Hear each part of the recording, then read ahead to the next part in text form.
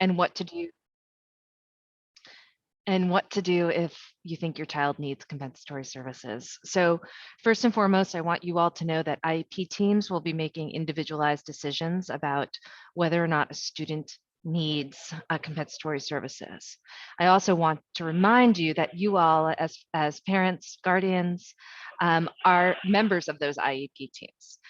So if in the event that you think your child needs compensatory services, please do bring this to your child's principal and your IEP team to address, to collaboratively look at any gaps in progress or potentially skill regression that your child or the child's of the families you're working with and supporting may think that their child is exhibiting.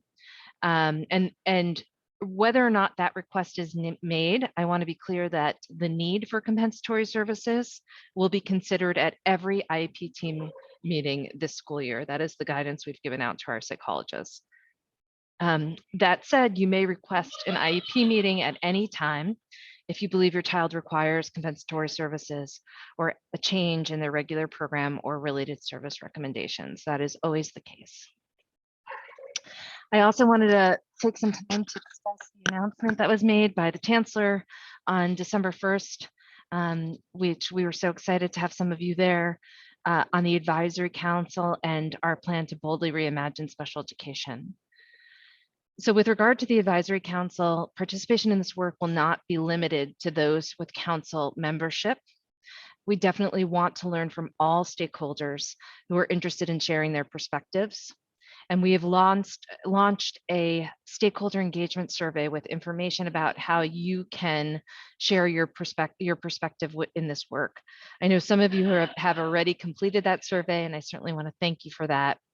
There will also be internal working groups working alongside the council to implement recommendations.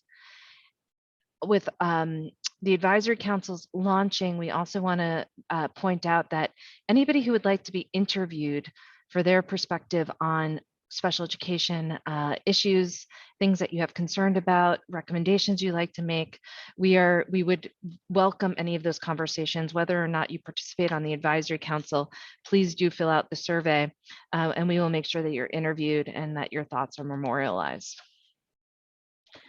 I also wanted to update you today on bilingual special education.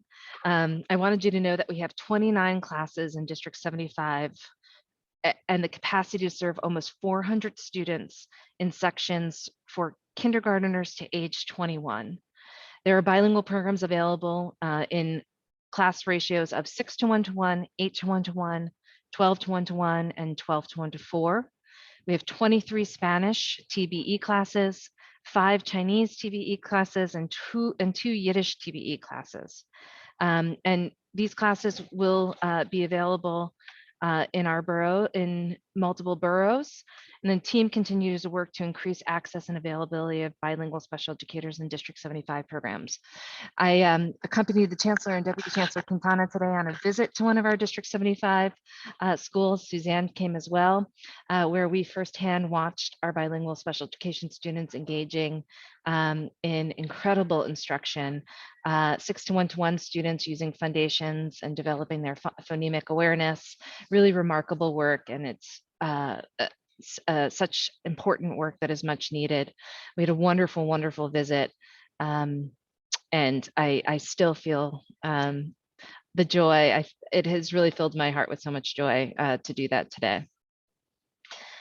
I also wanted to remind you that our Beyond Access series is continuing. It's every Tuesday except for holidays at 7 to 8 p.m. on Zoom. On holidays, if you want to tune in and watch any recorded content, that is also available, but I encourage you to just enjoy your holidays. I know that content is always available on YouTube. And this coming spring, we're going to do a family forum. That date is still to be announced. We will certainly let you know when that will be. And we'll be having the Inclusion Summit as we do every year for students and staff. That date will also be announced, and you'll certainly be some of the first to know. Lastly, I just wanted to talk about preschool special education.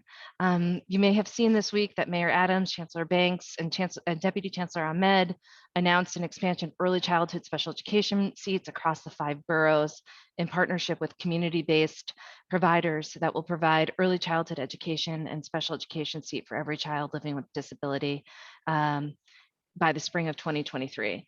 This is a remarkable announcement. This is we have all seen how pre-K for all has not truly been for all for many years now. And while the pre-K for all initiative is an incredible one and is a much needed one that has done so much to transform education for our students and our families in this city, we are so delighted that the mayor made a public commitment this week to make sure that every one of our special education students has a pre-K seat by spring, which is remarkable. He also announced a pay parity initiative to make sure that our special education teachers are being paid comparable wages to those teachers working outside of special education, to our general education teachers. Also announced that there's going to be a lengthening of the school day. Many of our students with IEPs and pre-K were only attending school for 5 hours. The day is going to be lengthened to 6 hours and 20 minutes. This is the kind of equitable treatment we certainly hoped for and are really delighted to see our mayor and our chancellor moving forward with this initiative. So I'm going to pause there. Oh, I'm so sorry. One more thing I wanted to tell you, and then I'm going to pause there. Hidden Voices. This work is underway in the development of a Hidden Voices Americans with Disabilities curriculum. And SEO is looking to partner with CCD 75 to discuss the status of this work and how we might work together to provide our schools with the tools and resources needed to ensure teachers are equipped to teach the history of disability rights in our country. Someone will be from my team will be in touch with Amy and Celia to talk more about how we can continue conversations on this front. But we're incredibly excited that this work has happened. We know that it has been lifted as a real priority of this group and of CCSE. So delighted to tell you that work is on its way. So I'll pause there. And Amy, if you or any of the council have a few questions, I can take a few of them. Sure. I see Councilmember Spencer. Go ahead. Hi, Mr. Spencer. Blessings, Ms. Fody. Great to see you. You too. It's study time now, so I gotta keep my. It's great to see you. Thank you so much for the update. I hope you and your family are doing well. Thank you so much for your partnership. I was wondering, you mentioned the pay equity, something which I haven't been able to tie up, or loose end I haven't been tied up is those for paras. I know paras are big for my daughter. I know it's big for other kids in this community. Will there be some sort of equity for them as well? You know, Mr. Spencer, the honest answer is I'm not sure about paraprofessional pay in pre-K, but if you forgive me for that, I will get back to you. I can follow up with you. I do know that it was very exciting to hear. I know that there's been large gaps on the teacher end, and we are so happy that gap is being closed, but I'll definitely follow up with you on the paraprofessionals. Thank you so much. Appreciate that. My pleasure. Do any other members have a question? If not, we will open it up for the public. And if any of the public members here have a question or a comment, feel free to raise your hand and we'll give you the opportunity to speak.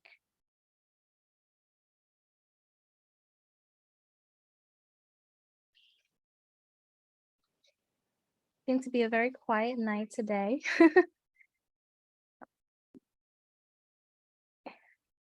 Great, we have a hand up. Go ahead. Thank you, and thank you. Thank you for being here, Ms. Fody. It's always good to have you. What did you say the pre-K lengthening of the day was going to be? Rosalia, you broke up a little bit. I heard, what did you say? And then it broke up a bit. Can you say that again? Yes, let me try now. Oh, maybe Okay, I wanted to know about the lengthening for the pre-K day. What Yeah. did you say it was going to be? 6 hours and 20 minutes. It's comparable. It's the same length of day now that our general education students are uh, attending school for, Thank you so much for that. of course.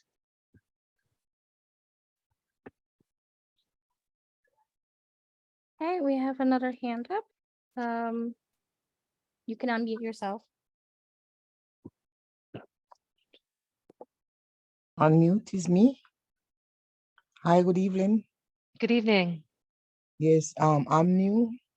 It so happened that it's my first time in this meeting. So all I want to do is to hear what is happening.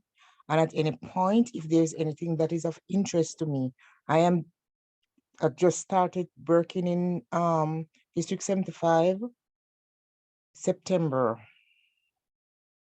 And my classes are pre-K 12 to 1-to-1. Is not a pre-K, it's a K 12 to 1-to-1, right? Is 523, 593, I think, or 353, I don't remember. But anyway, I'm a register in your program. I register here because I want to know what is happening. Mm. Well, thank you so much for coming, Ms. Reed. And I know I can tell you that you're amongst so many experts in the field, and you're going to hear a lot about what's going on in the parent and advocacy portion of District 75. And I'm so glad that you joined this group. I also want to encourage you to reach out to your principal as well, to make sure that you're taking advantage of all professional development opportunities. And I see Dr. Breyer is on from District 75. You can, maybe Dr. Breyer, you could follow up with Ms. Reed to connect with Ms. Reed on opportunities to learn more about the district, being that she's new. Thank you very much. Our pleasure. Thank you. We also have Suzanne from the who will be presenting on the SEED program. Christina, so would like to introduce Suzanne? Yeah, it would be my pleasure and honor. Suzanne Sanchez oversees our Office of Related Services. She's our Senior Executive Director. We're so delighted that she's here. She is the reason that SEED exists. I just had the idea, she made it happen.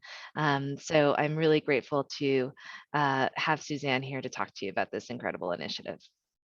Thank you so much, Christina. Thank you, Amy. And Christina, thank you for all that really exciting and just overall cool information about what's to come and what's happening in the world of special education here at the DOE. So that's always just wonderful to hear. I'm really excited and happy to be with you all this evening to talk about the SEED program. If you may be or may not be familiar with the program at this point, but the SEED program is our sensory education, exploration, and discovery sensory gym program. That is something that we started last January, January of 22. And I'm going to share just a few slides with you all on the program. Super excited to be here to share this update. So the exciting thing, and I think the exciting components about SEED are that it is a program that pairs social emotional learning activities and social emotional learning skills with sensory supports and sensory regulation programming. We launched at 10 sites last school year in January, and these sites were and continue to be located in neighborhoods and areas that really typically don't have access to these kinds of supports. And so we're right in those communities where we think the services need to be.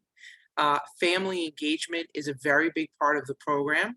We work to train families as they join the last part of each SEED session, and just really moving forward with our chancellor's vision of parents as partners in all work that we do, and really happy to share strategies and ideas with families that they can take home and use in the community and at home with their child. And very proud that the program was recognized as a Champions of Change program by the New York State School Boards Association pretty much last summer or at the end of last school year. Wanted to share a few quotes with you all from some families that have participated in the SEED program. That the program has helped their one of our parents in Queens said that their son is communicating now and seems more relaxed. One of our parents in the Bronx said that they were impressed with how the program was helping their El child. padre del Bronx dijo que está impresionado de cómo su hijo participó en el programa. Thank you, Diana. Increase focus and function. But what's really exciting to talk about with you this evening is that the program has expanded from 10, and we will have 70 sites by the end of this school year, recognizing that there are a higher number of students in District 75 who were not able to receive their recovery services last school year, due large part, we know, to transportation issues.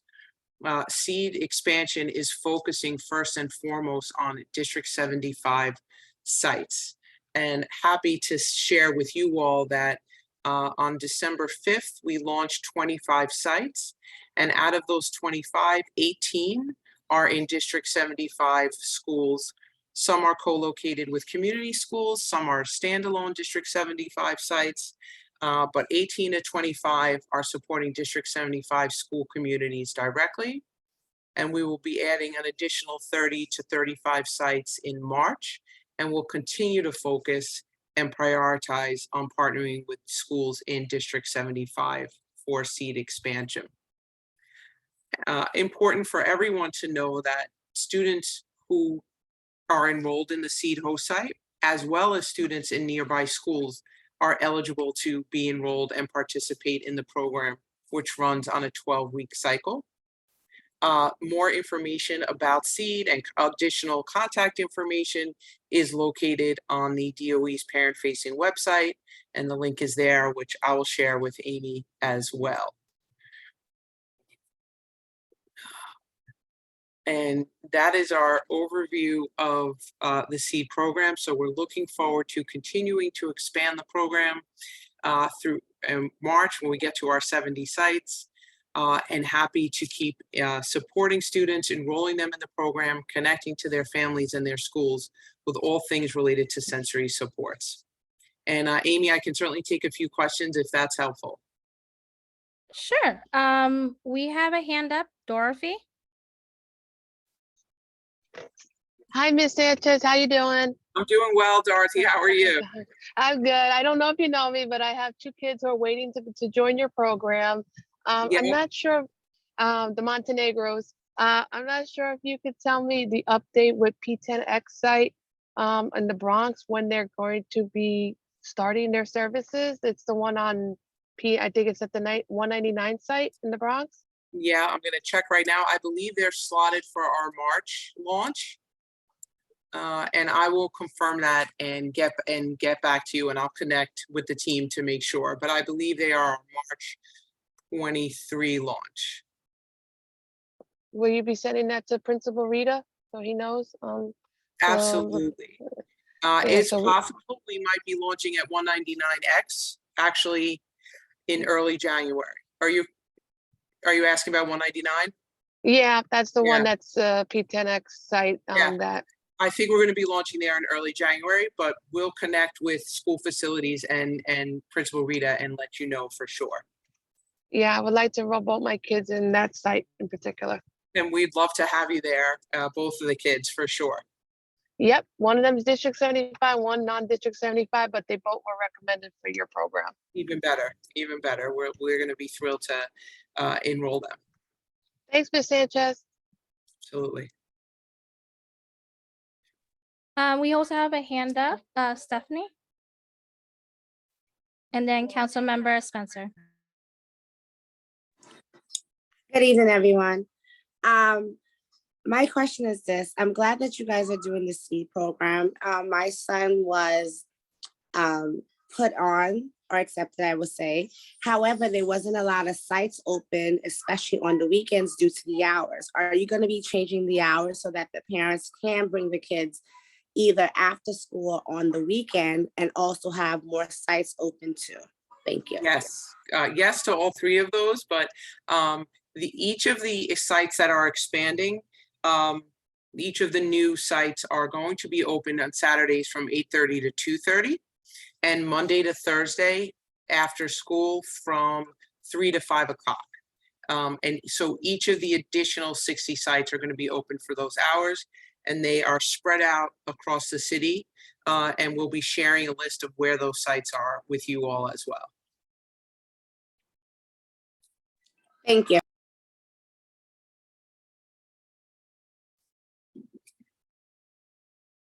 Not sure. Councilmember Spencer?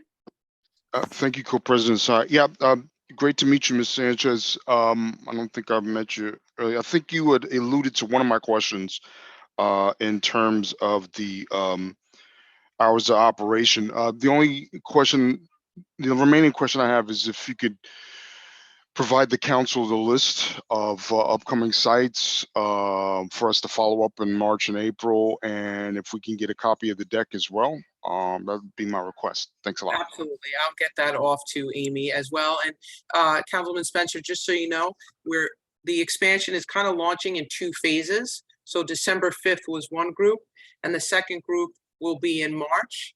And so we can absolutely share that December 5th list. The March list is a bit of a work in progress because our school facilities teams has to go and check the rooms and make sure everything is safe for this type of program.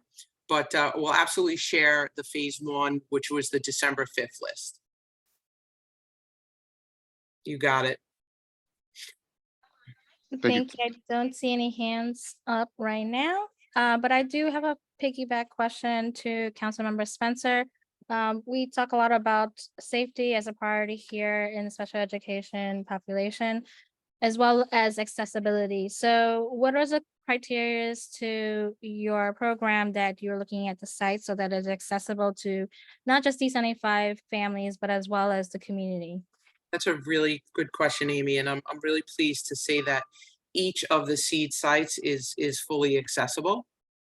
And that was a point of focus for us so that we can ensure the program can welcome students and families, family members, caregivers who require that type of accessibility.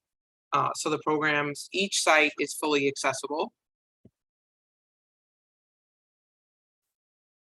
Appreciate that. And then I will turn it over to Wanda, but before I do that, are the superintendents in 1 to 32 also aware of the SEED program and how their community can be also have the opportunity to use your program? Yes, they are well aware. And I think we definitely have information on the family facing and the internal DOE website for employees and families. I believe Christina recently shared something with all the superintendents as well with an update. So very similar update to what you all were receiving tonight as well.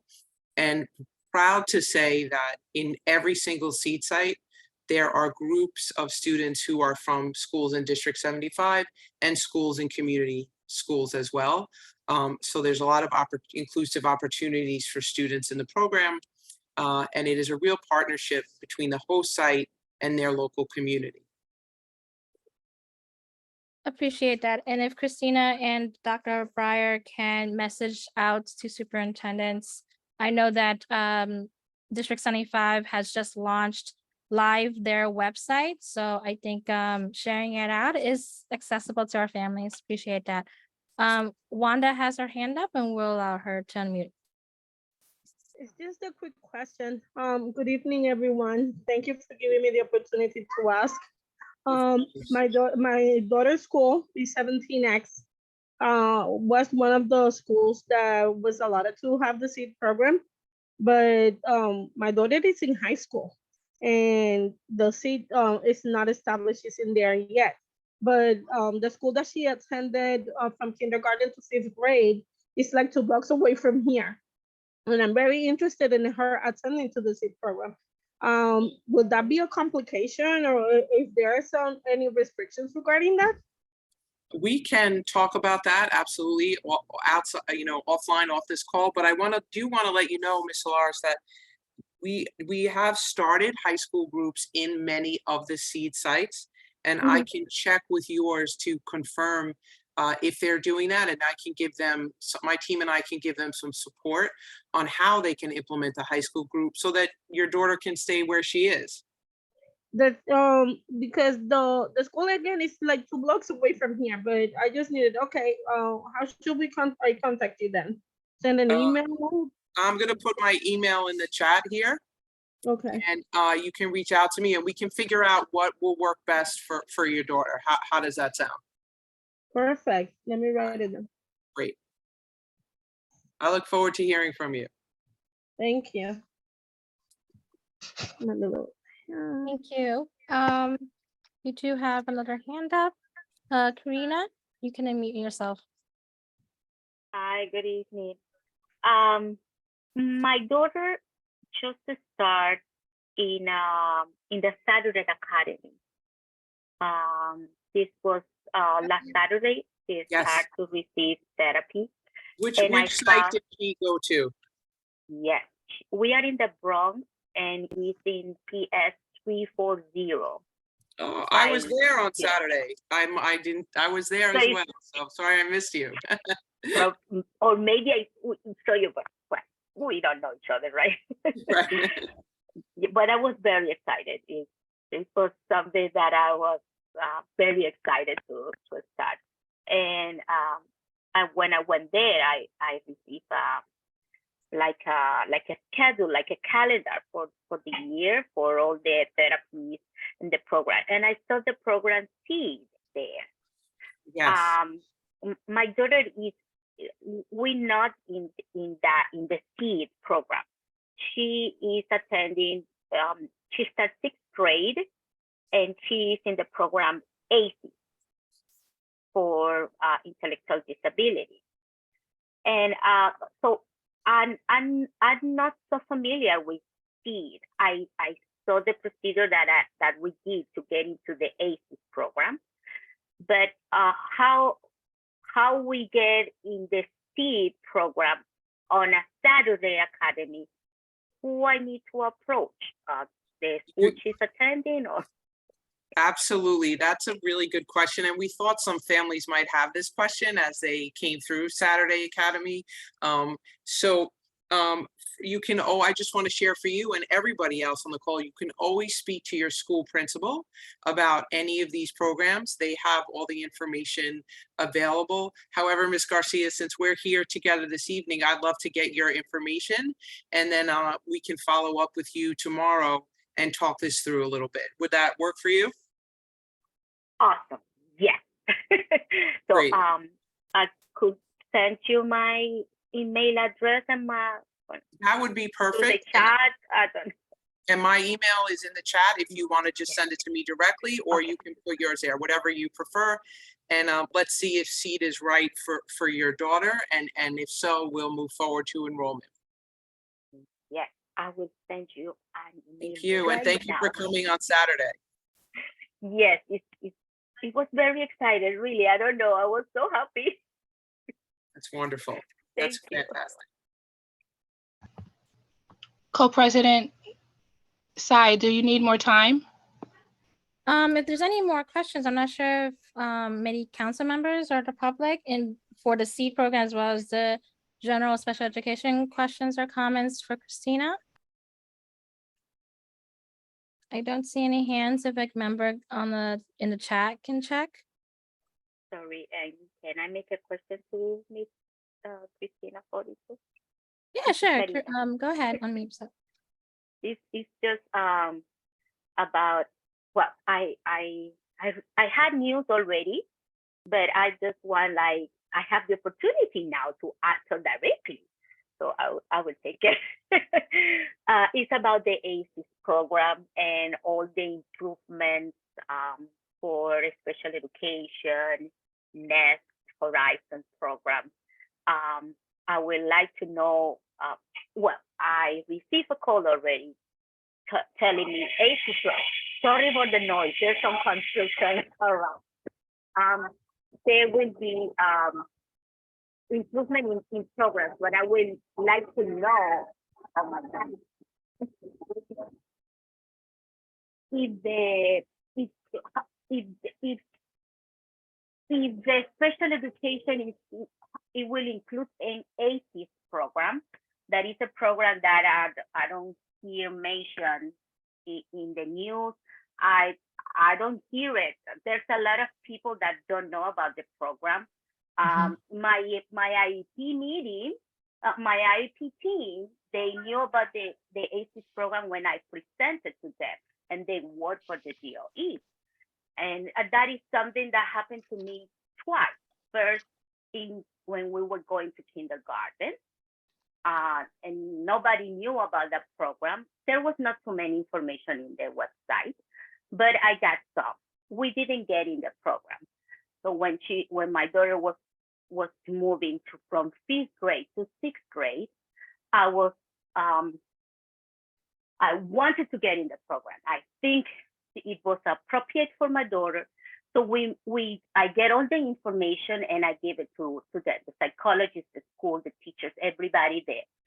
So I would like to know if maybe in those improvements for special education, we will get a little more notice, like the staff could be a little more knowledgeable about those programs that exist in the system, and they are appropriate for kids like mine with Down syndrome and the classification intellectual disability. Yeah, you're absolutely right, Ms. Garcia. You're absolutely right that we need to do more to publicize our specialized programs. And I don't know if you listened to the Chancellor's press conference on December 1st. I know some people have, so I only bring that up to say, sorry to those that I'm repeating this for, but he did really talk about his hope to continue to expand our specialized programs. And with more programs, we'll be able to really talk more publicly about where those programs are, so that for many years now, families have asked us for more information about programs, and about their desire to see their children in programs. And the latest investment into this year's programs was an incredible one. You're right that we talked about PATH and Horizon and NEST, but we did not talk about ACES. What I can tell you is that the ACES program will continue, absolutely. And while we don't have information yet about next year's funding streams, I can tell you that the ACES program is a program that we absolutely value and adore, and have put a lot of time and effort and resources into expanding in the past 8 years since I've been here. And so the ACES program is significantly larger than it used to be, but I too would like to see the ACES program continue to grow, Ms. Garcia, and I really appreciate you bringing that up. So thank you. Thank you. We also have a question in Spanish. I believe it's in the chat. Jose, is there a question from the interpretation line in Spanish? I see it, Miss I see my son is in Horizon. He has sensory difficulties. Can I apply for the program? The Spanish interpreter, could you please just ask for clarification? Is her son currently in Horizon, or would she like the information on how to apply for Horizon?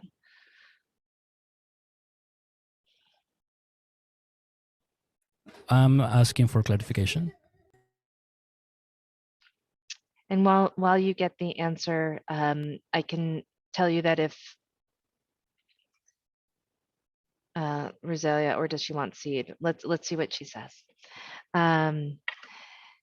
If your child is searching for, if you're interested in a specialized program, you could do a few things. You can talk to your child's principal and IEP team. You could also reach out to the specialized programs team. I put that inbox, I put that in the address in the inbox, and I'll drop it again. And you could certainly, the Horizon is by application. Our team will evaluate your child and look for placements if that is the appropriate placement.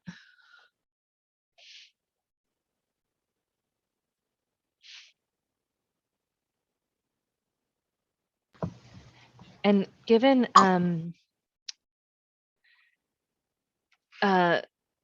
given all of the interest in specialized programs, I do suggest that we bring the specialized programs team in an upcoming meeting. Yes, we definitely look forward to more. I think there's a lot of great programs out there that are not just D75, like Horizons and Nest and ACES and PATH. A lot of the parents have just great questions to give opportunity and access to their child. We do have a hand up from Anna Kay, and then we also have a question from JC Cortez. Co-President Sai, do you want me to add 10 minutes? Yes, please. Thank you. Okay, thank you.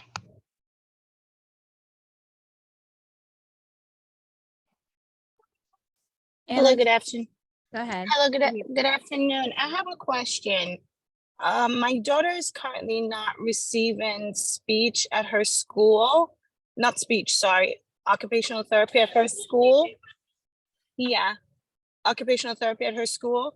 And she was given an RSA letter, and to no avail, I cannot get any providers to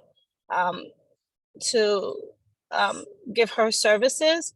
So I received a letter with the Saturday Academy and I signed up, but I have not received any phone calls where the letter states that because she's not receiving any OT at school, she would be given the opportunity to do the OT on Saturdays. We had to choose the sites we want.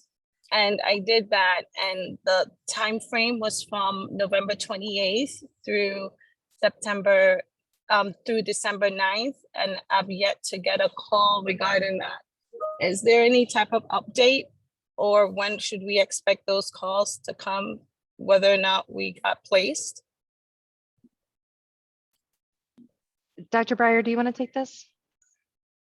Sure. So if you'd share the school that your child attends, I can certainly reach out to the school and have them reach out to you directly so that you can get some personalized attention for this matter. What school? P721X. They have an OT shortage problem, and it seems like it's been like that for 2 years or more. My daughter's just a freshman there. So it's something I've probably heard, that they just don't have providers. And again, she cannot receive, the RSA letter is no good to us because no provider is actually taken, RSA letters that I've gone through, and then I've looked 20 different places so far. So when I got that letter that she could get service, and I signed up and I chose the 3 different sites, option 1, option 2, option 3, and to not get a call, and it started Saturday that passed, I'm like, all right, what's going on here? Terribly frustrating. I hear you, and I want to do what I can to make sure I connect you with the right person. So I'm going to put my email in the chat. Please feel free to email me directly. I'm also going to reach out to the school tomorrow and find out what's been happening behind the scenes for this issue, and just make sure that the right person reaches out to you. But again, check the chat if you would, because I'm going to put my personal my DOE email in there right now so that we can connect. Okay. All right. Thank you. JC Cortez, your hand's up. You can speak and unmute yourself. Thanks so much, Amy. Thanks. Hi, everybody. Hi, council members. It's great to see you. JC Cortez, Director of Training and Development at Synergia's Metropolitan Parent Center here. Quick question to piggyback on what Ms. Garcia was saying earlier. There's plenty of demand for information on specialized programs, and Synergia and the DOE have collaborated in the past to present these programs, dedicating at least a workshop for every one of the 3 specialized programs, the ASD programs, as well as ACES and AIMS and bilingual special education. We are trying to do that. We have just secured 1 date to present all 3 programs. Personally, I think that's insufficient. I think it's a disservice to families in New York City that are interested.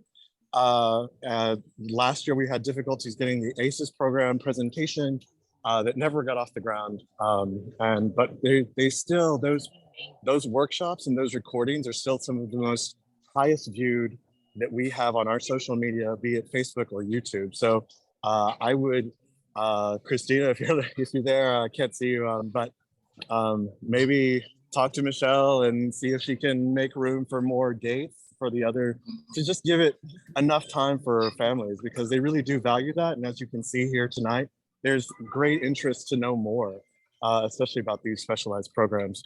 But yes, I would really appreciate that. The other thing I would like to know about is this sexuality and puberty series that has been just recently posted on social media through the city CCD75. Who's developing it? I saw that there was compensation for only 20 parents or caregivers.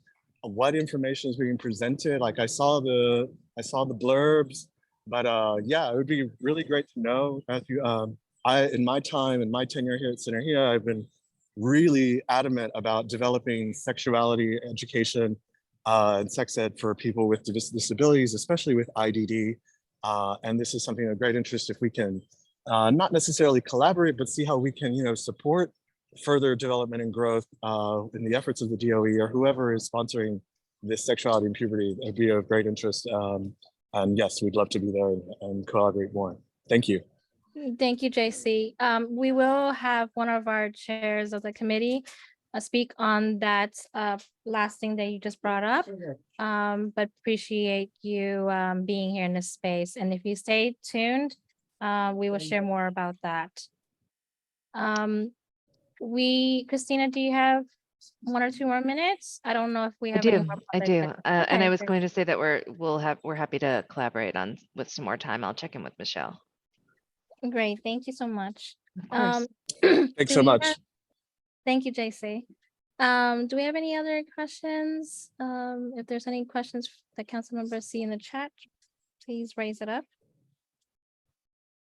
We will also, so Christina, if you could stay in for just a few minutes, we'll have Dr. Breyer also present on behalf of the superintendent since he's unable to attend this evening.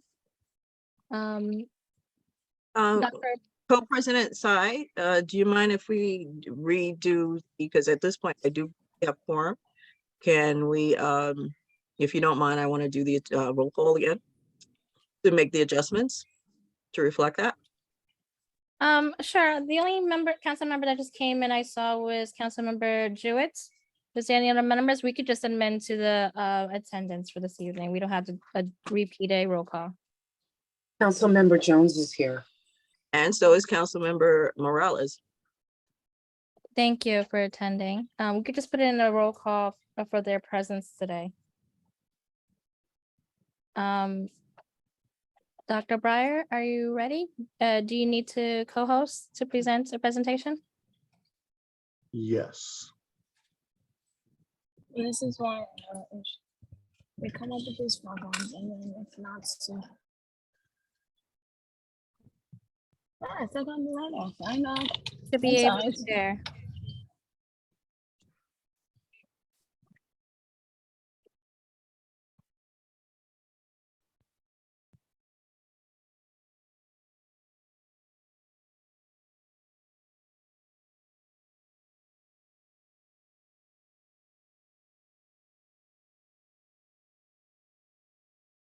Sorry, one moment.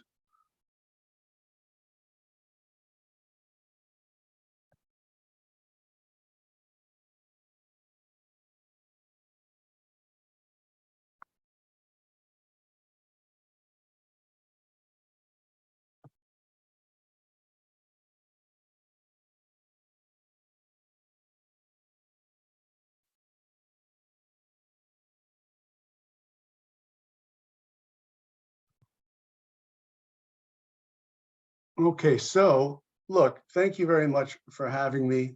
Council members, Christina Foti, of course, and Desis, and Co-President Tsai, other council members and members of the public. Thank you for accepting me in lieu of Superintendent Louisant. Of course, I'm speaking on his behalf, but I know I do not match his charm in any way. So that said, some updates that he would like for me to share with you on his behalf are, Well, the chancellor visited one of our schools, P186X, on December 1st to launch a path forward for transforming and rebuilding trust in special education in New York City public schools, of which you already heard some of that discussed this evening. On Friday, December 9th, our parent leaders met with our parent coordinators during their monthly meeting. Parent leaders spoke to them about collaborations and supporting the work that they do with families. We hope to continue to have regular conversations to further support our work. Today, December 14th, the chancellor visited P721K, the elementary program, to further support District 75 and learn about needs and next steps to support us. We will let you know of additional visits when they're scheduled. We have met with Special Olympics, and we announced last month, in order to expand on this partnership, to create additional opportunities for our students and schools. We've sent a music interest survey to all families in order to further support families and schools in activities that foster learning across various environments. And look, we continue to ask for your support in encouraging families and perhaps yourselves to sign up for NYCSA. We currently have 12,245 families who have activated their accounts. That is a very strong number, but we still have a ways to go. So please, if you have not yet signed up, please do. And if you have, talk to your friends, talk to your peers, talk to your fellow parents at school meetings. We become stronger when our methods of communication become robust, and this is one that we have invested in. So NYCSA, please sign up. I also want to share that I was personally able to attend the book giveaway, which was co-sponsored by the AFT. Up to 40,000 books were distributed at P4Q, and that was, I can say personally, because I happened to be there, a fantastic event, and some wonderful books were distributed to our parents and students. All right, so let me pivot and still remain as I share some health updates. Now, this has been coming up because you might have seen an article about this. You might have heard that there was some sort of new advice about masking. So, masking, as of December 9th, the Department of Health and Mental Hygiene has issued a universal indoor masking recommendation for all indoor settings, including schools and daycare centers, given the very high rates of flu and other respiratory conditions. Masks will be made available at the school for all those who need and or want them. So I'm bringing this up partially because as I am filling in for the health director temporarily, this question has been coming up a lot. So I wanted to make sure that we shared this in this forum. So there is not a mask mandate, which is the question I've been getting. There is a strong masking recommendation. Masks are only mandated when a student or staff member is returning to school on the 6th day after testing positive for COVID-19 through day 10 after symptom onset, or the date of the positive test, whichever's earlier, including when traveling on a bus. Masks may be removed during this period if the person has received 2 negative rapid tests 48 hours apart. Masks must be worn when entering the school medical room, the nurse's office, or a school-based health center. That's for all people. Masks must be worn when exhibiting symptoms of COVID-19 at school. Students and staff, regardless of vaccination status, are also strongly recommended to wear a mask. Again, strongly recommended, not mandated, when they were exposed to someone with COVID-19, whether the exposure occurred in school or outside of school, the person should wear a mask for 10 days after their last day of exposure and get tested twice, at least 48 hours apart. Also, when they are moderately to severely immunocompromised, and masking is recommended by their healthcare provider, additionally in crowded outdoor settings. And as always, there's a wealth of information for you about health and wellness on the webpage, the address of which is currently on the screen. And now I would like to pass the floor to Shona Gibson. Shona, are you there? I am. Thank you so much, Dr. Breyer. And I apologize, folks. I just came back from being out of the country for a few days. And so this is not updated as of today, but let me just verbally give you where we are with District 75. We have unfortunately dropped a little bit, and our year-to-date attendance is 80.9%, which has still increased since our first day of school, which was 70%. And our overall our overall November attendance, it remains the same, and our attendance on the 13th of December was 80.4%. What we will be talking to you about in our next meeting is chronically absent students, what that means, who they are, and our strategy for working with those students. But that's a very sort of brief overview of where we are with the attendance today. Thank you. And speaking about family engagement in District 75, Ray Velez. Hi, I only have a couple of updates to offer here, but one is again a repeat message that NICSA is important this spring, and we just want to keep saying the acronym NICSA. Just to remind everyone online, it's not just a way to vote in the next CEC elections, but it's also a way for parents to really stay connected to their school, to their child's progress and other vital information. So please speak to your parent coordinator or your school administration about enrolling in NICSA if you're having trouble doing so. We also want to say that and I think you touched on this before, the district had held 2 successful family workshops this month. On the 6th, families learned about math using everyday kitchen tools while cooking, and on the 7th, families learned about science in the home and community. We'll be updating the PD portal for meetings next month soon, and we will be we will include those meetings that are taking place in schools, so please look for them. We have also begun posting flyers and meetings information on all our social media accounts, and continue to use Remind to inform parents of upcoming events. Please help us make sure that your school uses Remind effectively. If anyone needs to learn how to use it, feel free to reach out to me, Ray Velez, at the district office.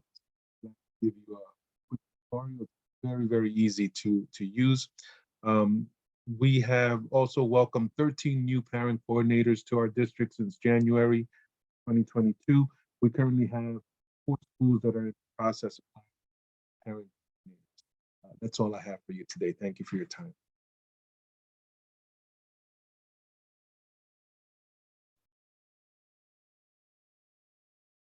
Thank you, Ray. So if Helen is in the room,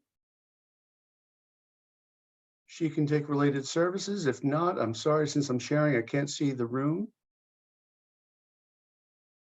So I'll just step in and say that currently we are serving 11,104 counseling, 370 hearing, 19,488 occupational therapy, 8,062 physical therapy, 30,801 speech, and 286 vision mandates across our, well, 61 some odd schools with approximately over that many sites. We continue to work with our agency partners and independent RSA providers to serve students who are underserved by DOE providers. And in case you were listening earlier, please know that if and when you're hitting a bump in the road with the RSA process, please reach out to the school and or the district office so that we can offer assistance where possible. As of December 2022, as of this month, effectively, we have issued 11,720 RSAs to families.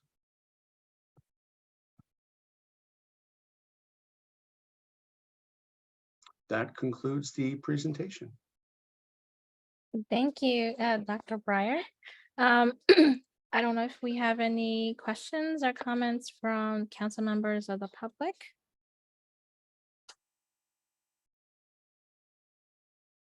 I don't see any. Is there anything in the chat of council members can see? I do have one hand up. Is Wanda? You can unmute yourself. Hi, sorry, my daughter is right next to me, so I apologize beforehand before she makes any noise. So I'm gonna make this really quick. My daughter Alexa received occupational therapy in the house since she was in kindergarten. Why? Because she got an RSA when she started in kindergarten, and because we live in the South Bronx, a lot of the people that were suggested by the RSA refused to work in the South Bronx. When I find out that the occupational therapies, they get paid through Medicaid and Medicaid waiver here and there. You hear her? Sorry. So to make the story very short, I went through Medicaid Service Coordination at that time and find out that the agency that I was providing it, Extended Home Care, I know that this is uncalled for because it's a private agency, is being the one. Alex is already in 10th grade. The occupational therapy has been with her all along.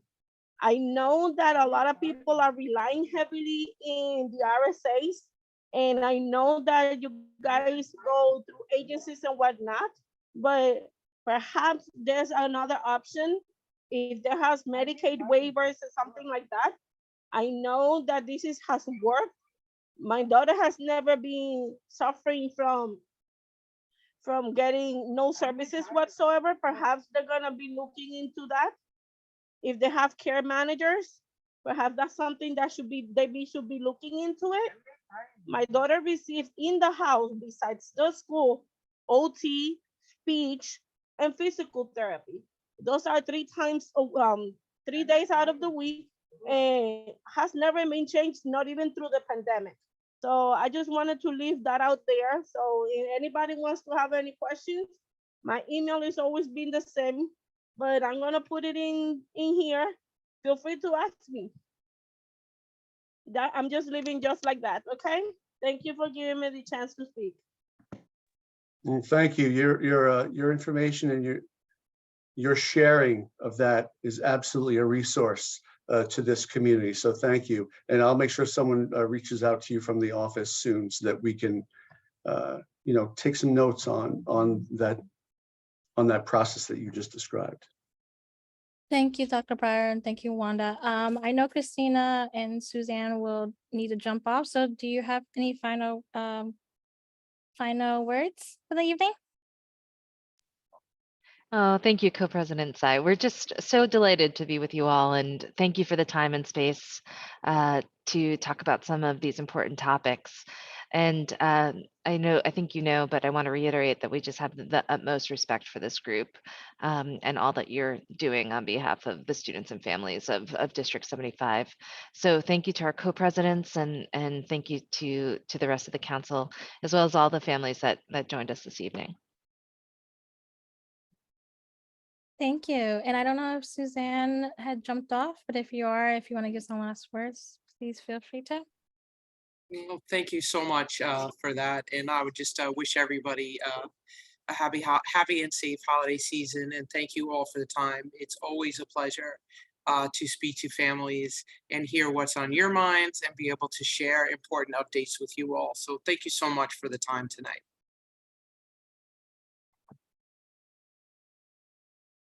Co-President Tsai, Councilmember Spencer has his hand up, Ms. Sandias has her hand up, and Councilmember Jones also has her hand up.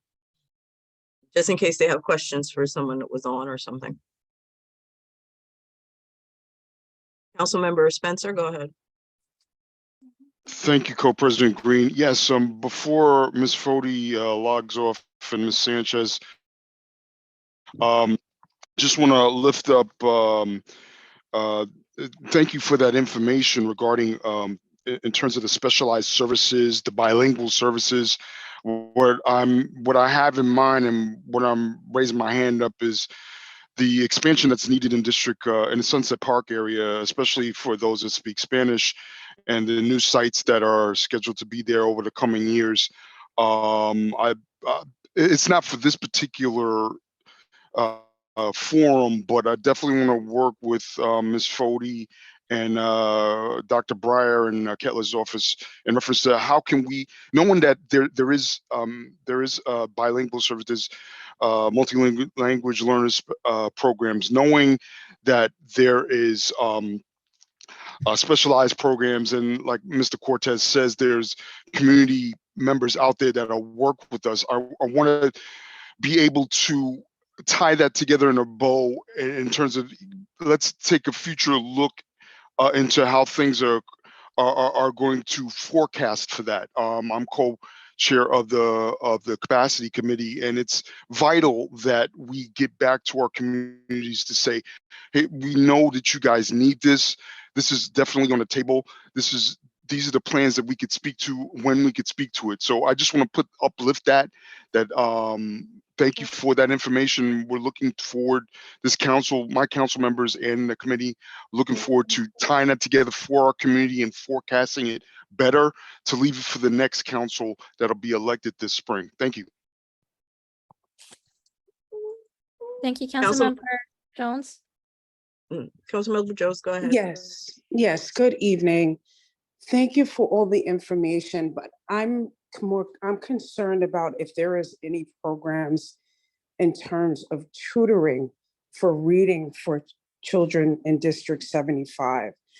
I know that I was speaking with one of my colleagues and she had a son that went through the system and he was able to use a para that was trained in a specialized reading, he's specialized in a reading program that was being taught through children with special needs. So I didn't really hear, I'm not sure if it was mentioned before I joined the call, but I didn't really hear if there's any type of services for children that may not be able to read at this level. And I think there are programs, even though my colleague's son was high functioning, but there were other children that were also in his classmates that used this. They hired the person that was specialized in this reading program as a para to teach the children how to read.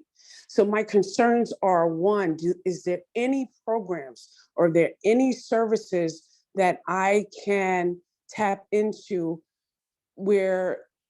that can teach my son the basic fundamentals of reading so he can get to the level that he needs to be. Second thing, if he's unable to get to the level of reading that he needs, he's not going to be able to get a GED or a high school diploma.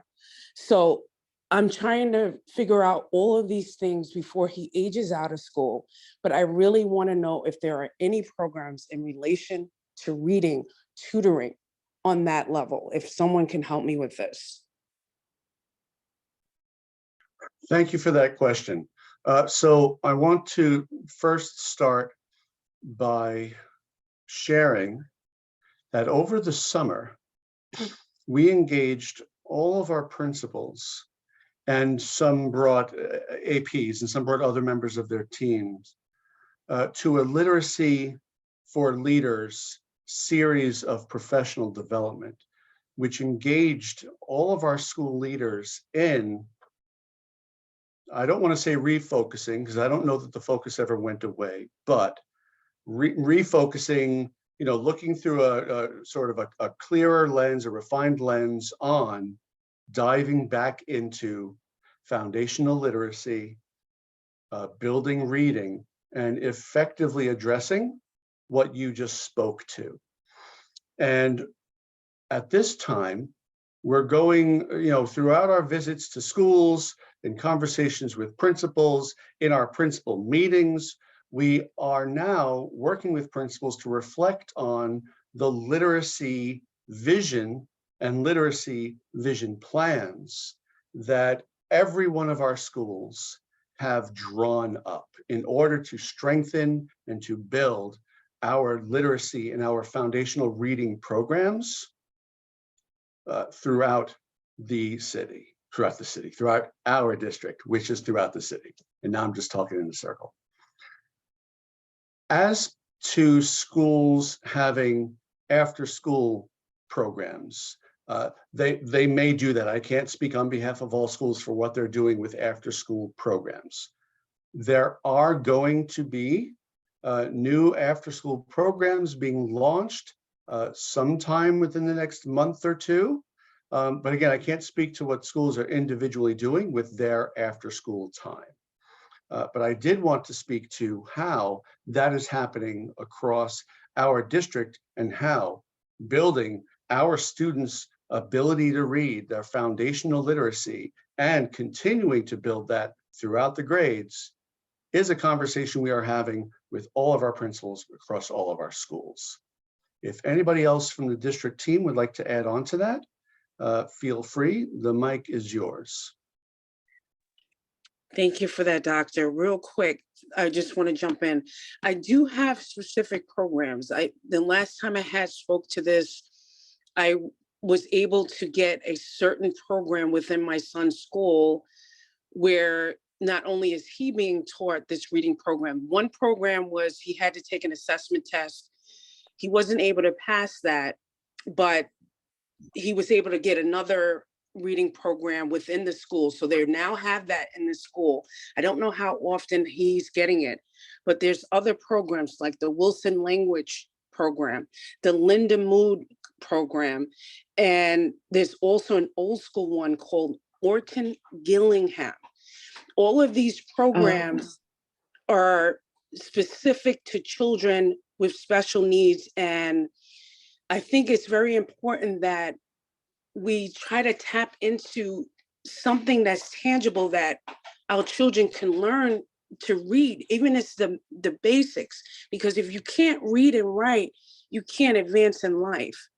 And that's just my fear. If my son does not get to the level of reading that he needs before he ages out, which is in a year, thankfully he has a late birthday, so we're getting an additional year.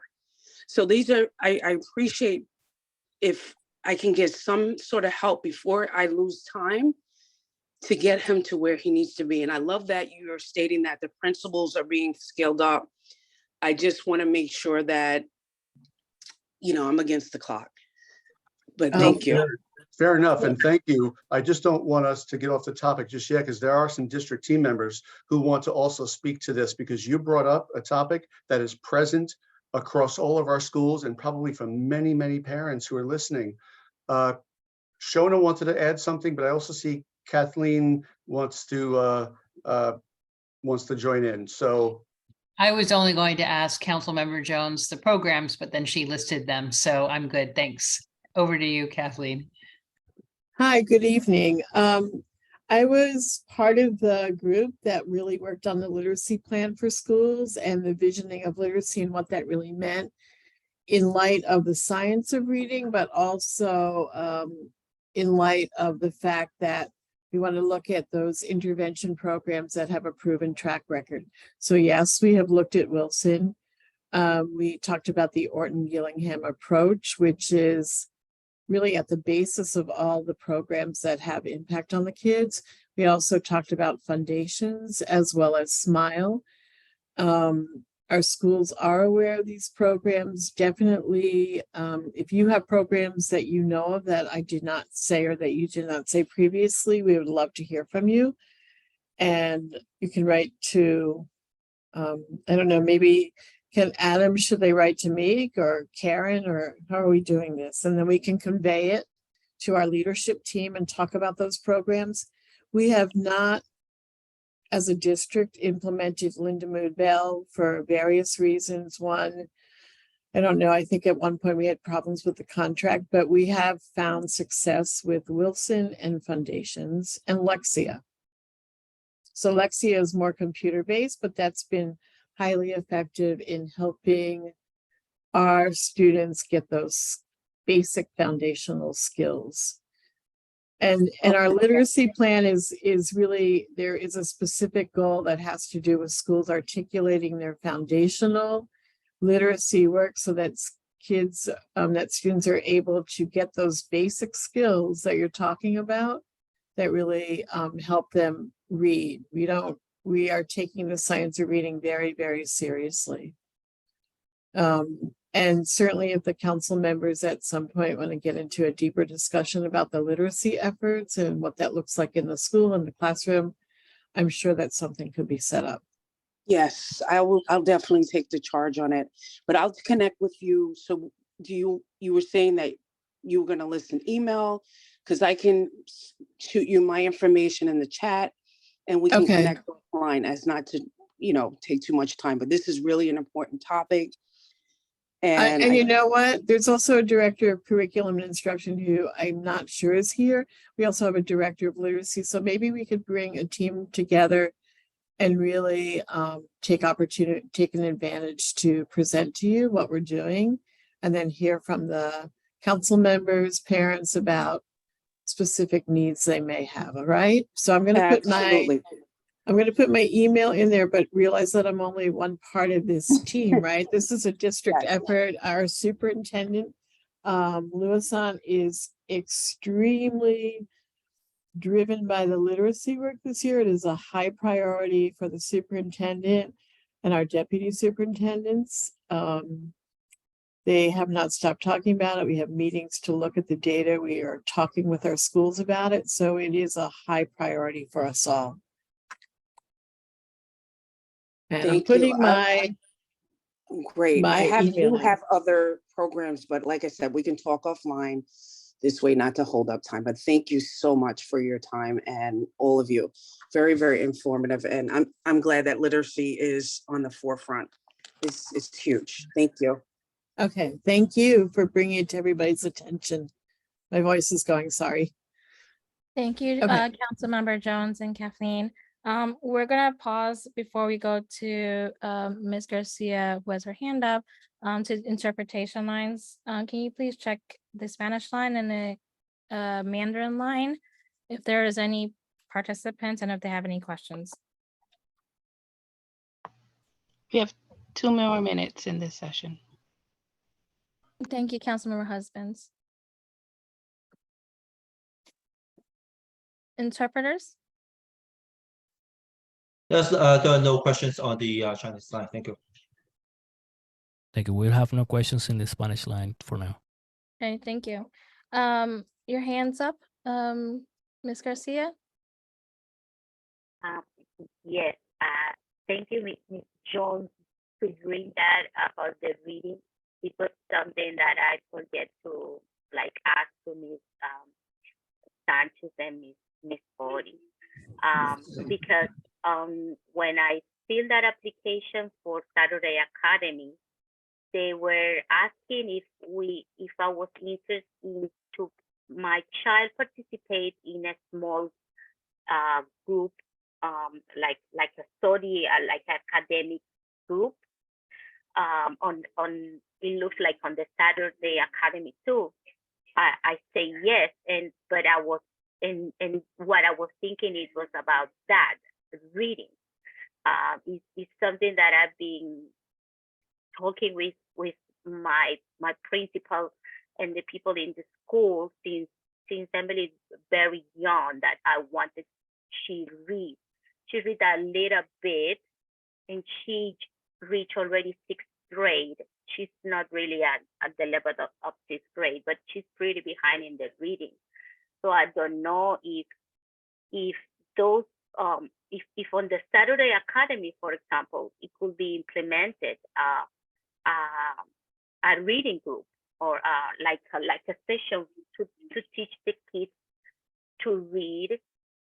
And the schools, for example, when my daughter was younger, I was asking if it was possible after the school, maybe there could be like a reading group with typical kids when it's appropriate, with some kids with disabilities. Many kids with disabilities could do really good around typical kids. That was something that I really never got. I don't know if that could be possible, because there's the schools that share sites.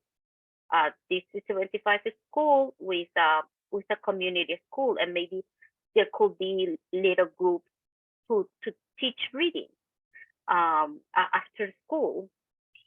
That's something that I really never see. But I really wish if the schools put more effort in our kids to learn to read. They always say that it's a complicated or it's a long process. But if we start that process when our kids are in kindergarten, maybe or in pre-K, right? Maybe it could be achievable before the kids leave the school. Thank you. Thank you. We will have to, if there's any questions or comments from the public, we will yield it to our public comment section of the agenda this evening. We do also have Gloria Casino. I'm not sure if you're in the space. If you are, please unmute yourself. And she is from the Office of Family and Community Empowerment, which is a liaison for CEC elections that are upcoming spring. Gloria, are you here?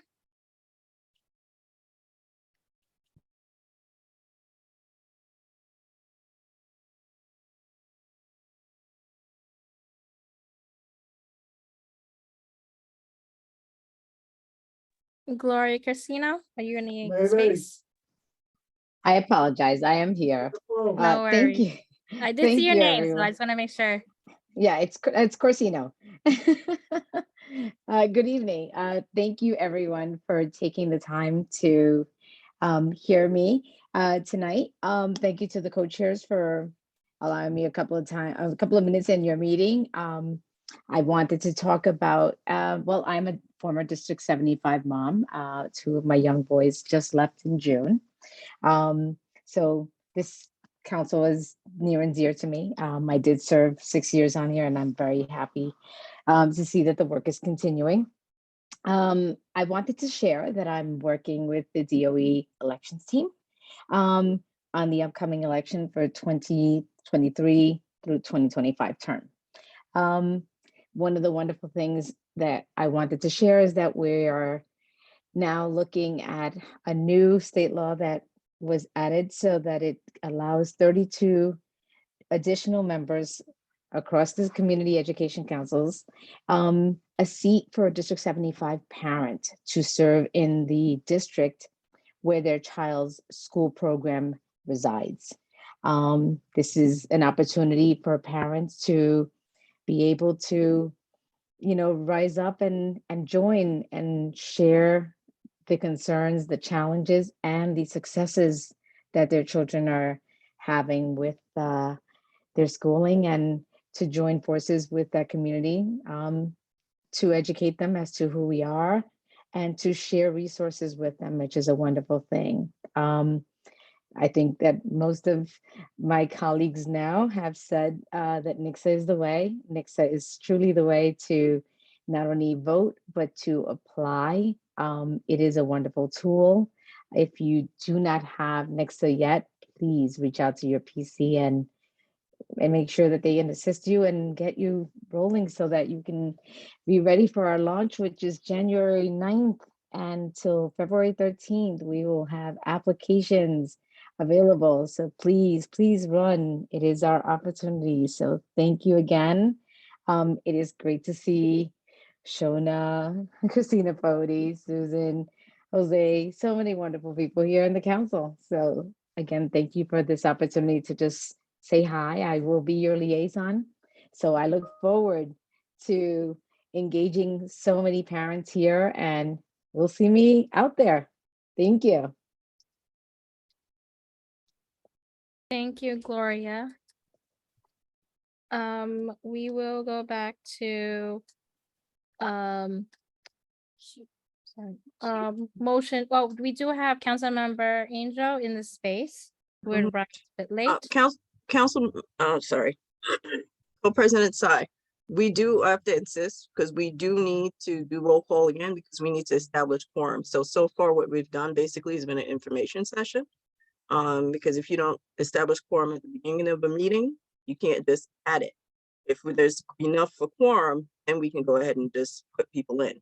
But we do need to go back over the roll call, and we also need to adopt the agenda, adopt and amend the agenda. Yes, I was about to do that, but go ahead. You could do the roll call. Okie dokie. All right.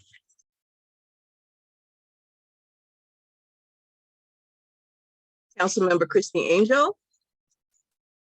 Present. Councilmember Constance Acedu. Here. Thank you. Councilmember Celia Green, here. Councilmember Aisha Husbands. Present.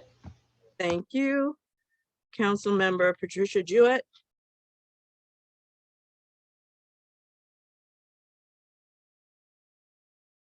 Patricia? I'm gonna come back to her because she was with us now. Councilmember Joanne Jones. Present.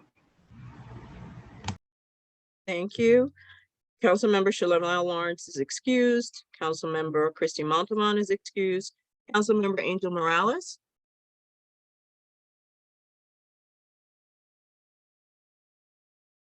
Present. Thank you, Councilmember Morales. Councilmember Craig Spencer. Present. Thank you, Councilmember Spencer. And Councilmember Co-President Amy Tsai. Present here. All right, thank you.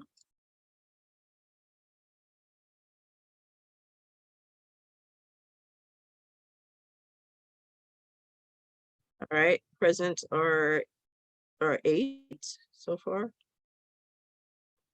And 2 excused. And Councilmember Jewett, are you back on?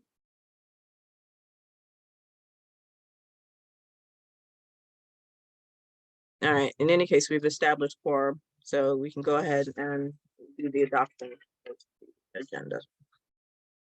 You know, we can actually open the meeting.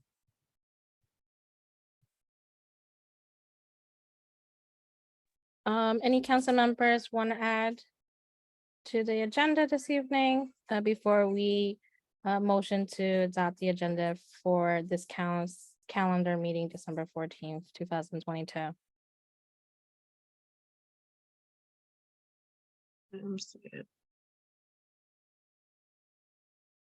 I would definitely like to adopt the agenda. I'm not seeing anybody's hands though. This else has something they want to add first. Okay, go ahead, Mr. Seju. Okay.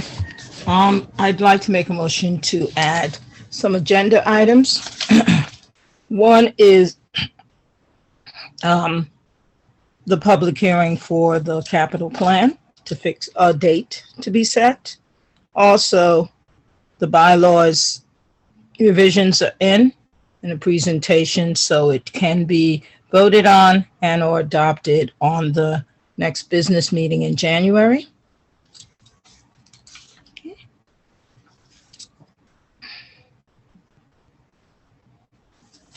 Councilmember Estudio, can you repeat the last item that you wanted to add to the agenda? Yeah, I'm sorry. There is another item. It was a request. I don't know if that is still being held, but there was also a request for a vote on the AA position as well. Mr. Lawrence has made requests prior meetings that it be put on the agenda. It was not last month. It was not done. and the previous month it was postponed. So I don't know, I believe Councilmember Husbands requested that item to be put on. Since we are missing 2 members, I don't know if the council wants to proceed with that item as well, okay. But I will, the agenda add-ons are the bylaws revisions being reviewed, and a public hearing set for the capital plan, as well as a vote on the administrative assistant position.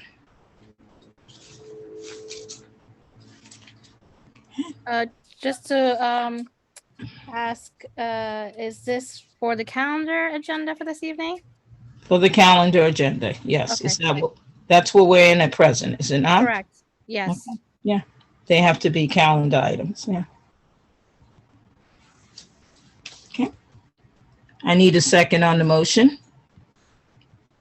I'll give you a second, but I also wanted to add the discussion for the student liaison.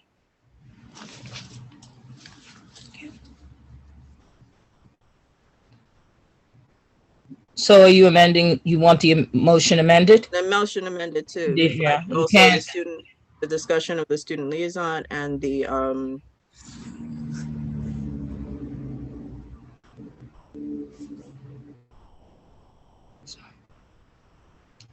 So I will present the motion again. The motion, yes, present the motion to amend the agenda with the bylaws revisions presentation, to vote on a date for the public hearing for the capital plan, and as well as a vote on the AA candidates, as well as a discussion on the student liaison. That is a motion for the adoption, for the agenda. oh, sorry, last but not least, I'm not sure if we did this before. Someone can correct me if I'm wrong, but I think we did name the co-chairs for the legislative committee, but I wasn't sure. If not, I would love to add that to the agenda. A discussion of that. That's if we didn't already do it. We already did it. I'm sorry. Do you need me to amend this again? I will amend it. We are now, the items for addition to the agenda are the review of the revisions of the bylaws, the public hearing for the capital plan date set being chosen, this discussion of student liaison, and also the legislative committee co-chairs, and the vote on the AA candidate.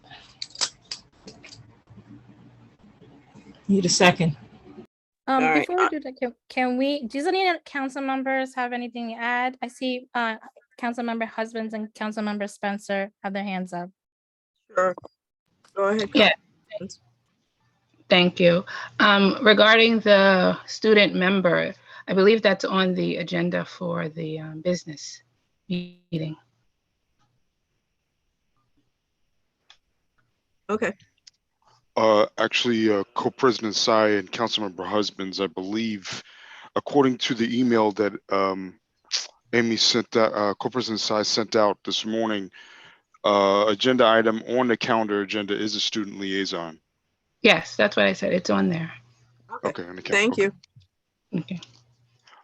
So with that correction, now it's 4 additions as opposed to 5. I second the motion to adopt the agenda with the 4 additions.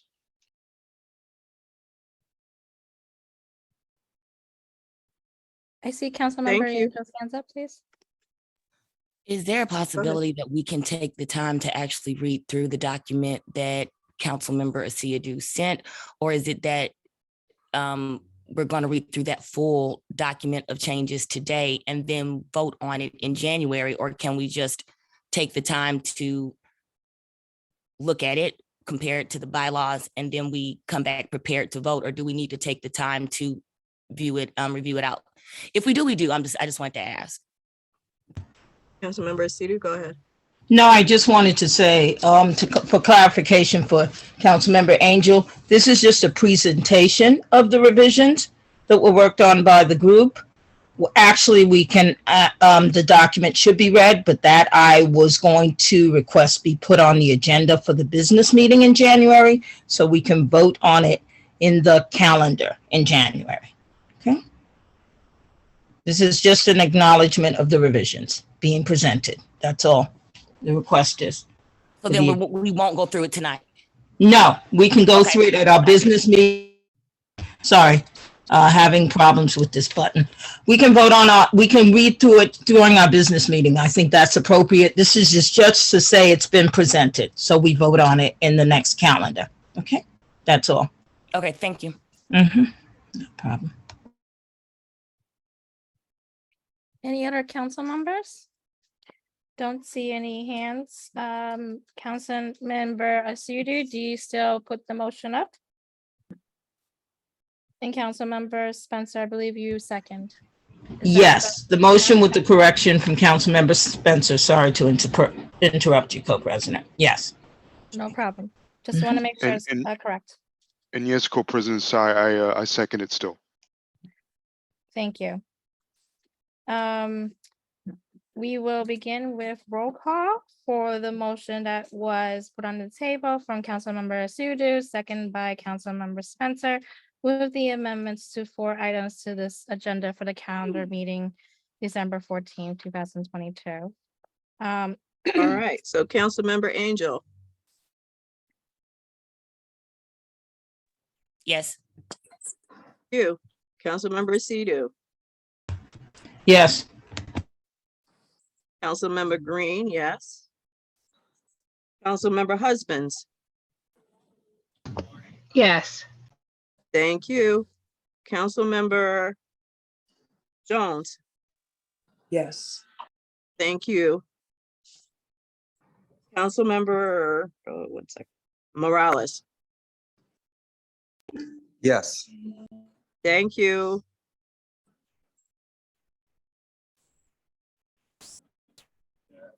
Councilmember Spencer, Yes. thank you.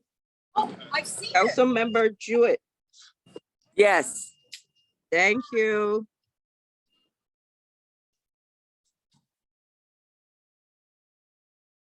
And Councilmember Tsai, Yes.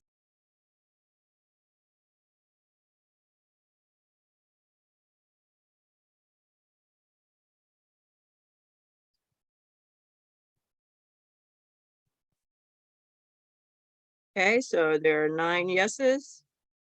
No one was opposed and no one abstained. The motion has carried.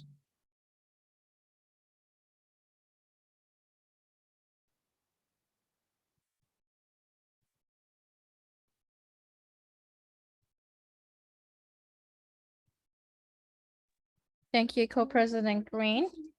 Yep. Since we already have the student liaison, student member of the council on the agenda already, we can bring it to the table to discuss. The superintendent has reached out to Co-President Green and myself yesterday afternoon in an email in regards to a student by the name Joseph Garcia, a student of the 12th grade at 721 R in Staten Island at the Hungerford School. I reached out to the parent yesterday. The parent does have a language barrier, speaks Spanish. So I have asked Jose, our face liaison here, to support. I'm reaching out to the father and the students for the extent of his position on the council. So I don't know if Jose, I don't know if you had follow-up with the father, Jose? And if you're able to speak on it. Hi, Councilmember Sai. I've been seeing some exchanges on email, but I haven't seen that request from you. If you can resend it back to me, or because I just saw the change of email. That the district, and I think Ray also sent some email in regards to that, but I haven't seen that request. If you can send it back tomorrow morning, I will follow up on that. Sure, no problem.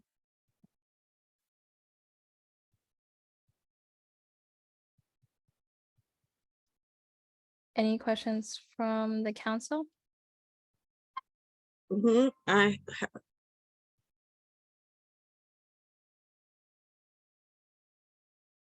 I have a suggestion. It's not really a question per se. I want to suggest, I don't know if she's interested in it, but I would like to suggest that Councilmember Jewett liaison, the language is not an issue for her. And as the vice president, last year I was the person who was the liaison, because as ex officio members, we don't do as much as the other. We do different things.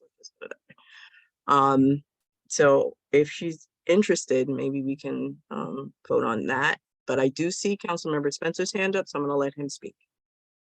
Go ahead, Councilmember Spencer.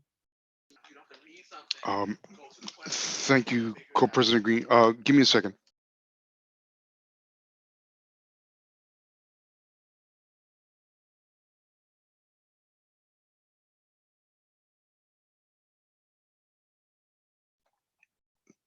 Sorry, apologies. Like I said, it's a moving situation and my daughter's doing schoolwork. Yeah, so what was my question? Oh, yeah. So I wanted to, since there's a language barrier, I wanted to request to the co-presidents that introduction to the student member be put on the January 4th agenda. I'll await Vice President Jewett's decision on whether she wants to be a liaison or not, and then express my opinion there. Thanks. Why, thank you so much, Mr. Spencer. I just want you to know I am pretty bilingual. Yo puedo hablar bastante en español, más que decir los días de la semana o los meses del año.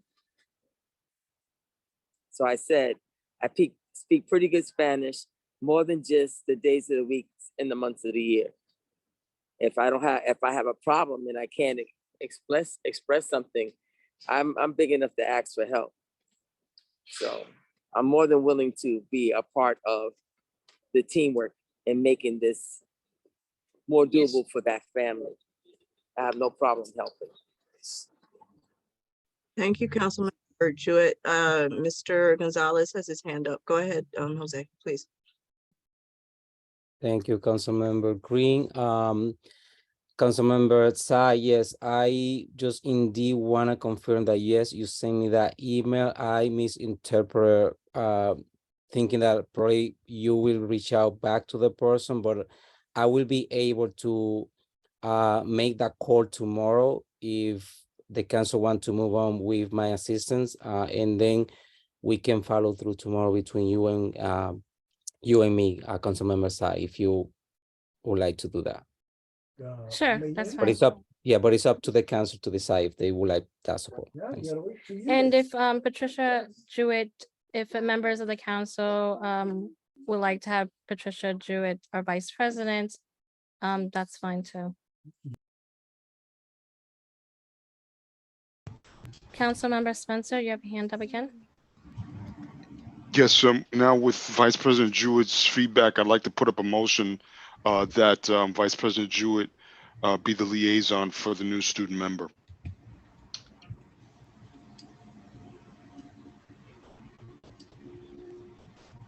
Councilmember Asudu? I second the motion. I'm sorry, what was the motion again? The motion was to appoint Vice President Jewett as a student liaison. Thank you. I'm just keeping track of the motions. Go ahead. And it was motioned by you, And Councilmember seconded by Spencer. Constance. Mhm, Okay. Constance.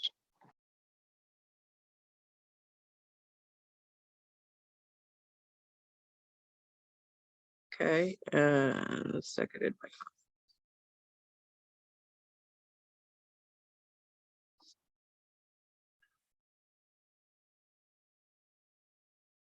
Okey-dokey.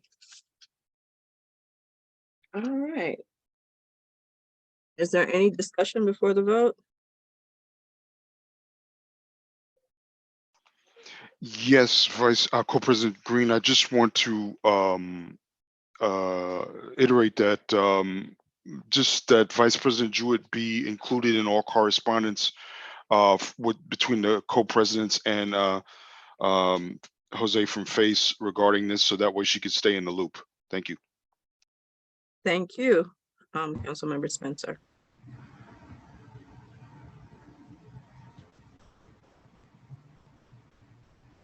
All right, any other council members have a question on this specific topic?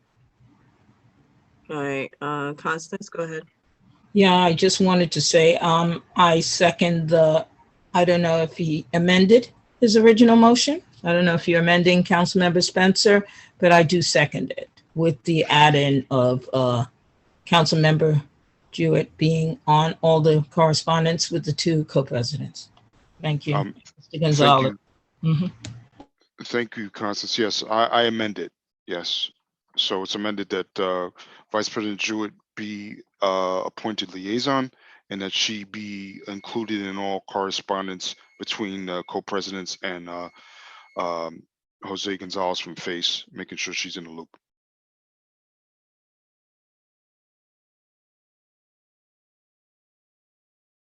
All right.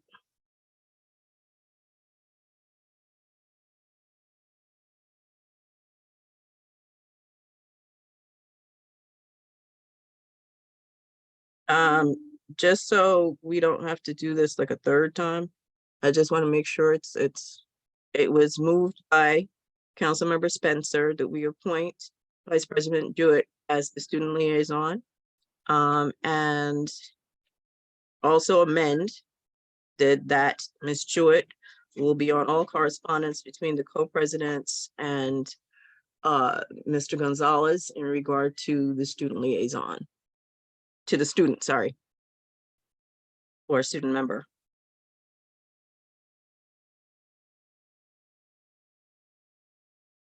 Is there any, I'm just curious, we didn't bring to discussion of any council members would like to be a liaison.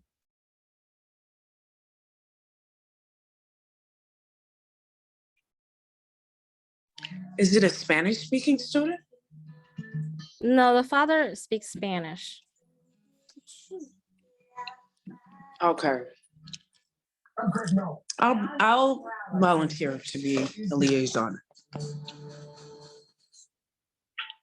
Or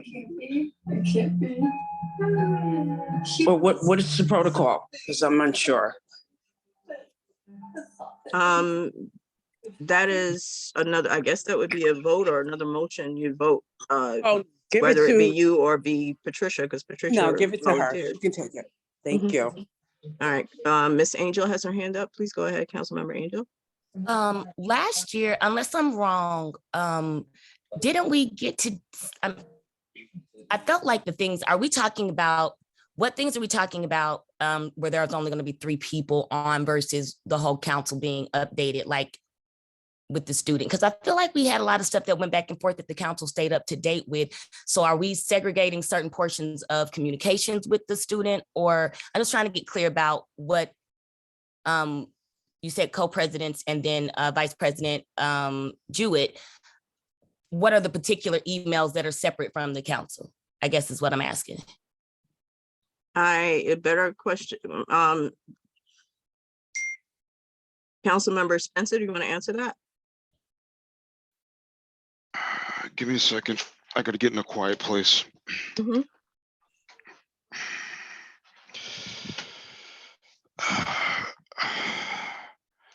Got dinner coming out the oven, so I had to make sure I turn the oven off. Okay. Yeah, to answer Treasurer Angel's question, hopefully I'll do it as best as possible. Through my recollection, being past co-president and with Mr. Lawrence not being here, we specifically segregated that correspondence so that way to Ms. Green, so that way there wasn't any confusion in terms of what source the parent, the student and his and her family gets from this council.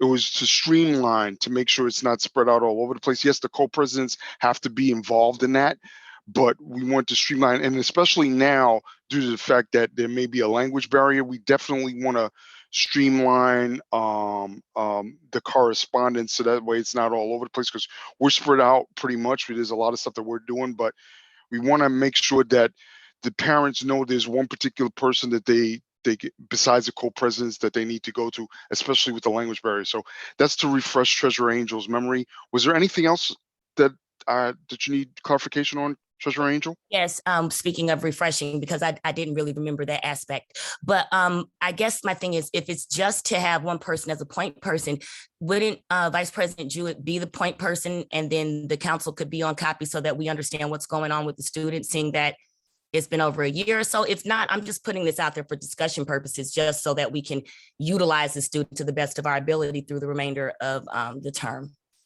Okay, so with that being said, and this is a discussion based on a co-presidents, if you don't mind, to address Treasurer Angel's concern, I'm going to amend my motion that the council be the correspondence be included, the whole council be included with the correspondence, but it's on Vice President Jewett to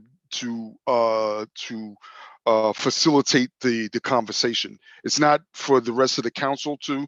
The rest of the council has to be involved with that and see what that correspondence is. But Vice President Jewett is the lead as a liaison to communicate with the student and their family.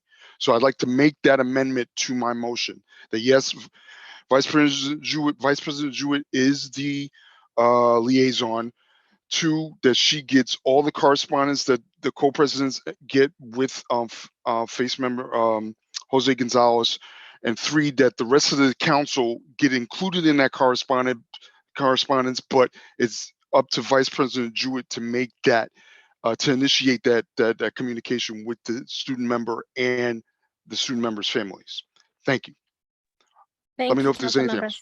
Thank you, Councilmember Spencer. Just wanted to add that the ask from the council is that the communication with the parent, ensuring that meeting dates and times, and possibly if we're going to be keeping it virtually for the students because of access and it being in Staten Island. I'm not sure if they're available to come in person, but since we are between virtual and hybrid, just to make sure that the parents are involved in the dates and times of meetings, any email correspondence, and any cancellations or reschedules, and other necessary responsibilities of the council.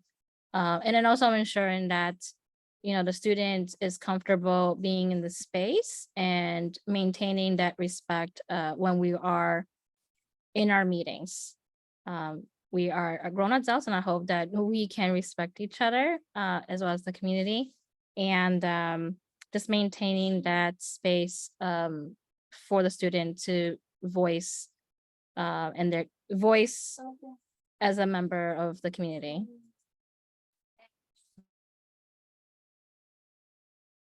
Councilmember Cedar, you have your hand up?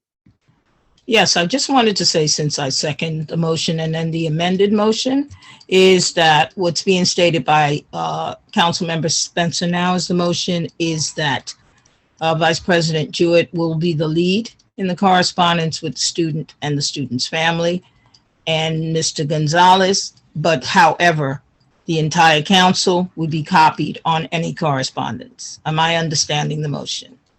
And is that, yeah, the request? Yes, Councilmember Sidio, yes. That's all. Okay, Because thank that's you. how I translate what Treasurer Angel was asking for. Okay, So yes. okay, Thank you. that's fine. I second the motion still. Thank you.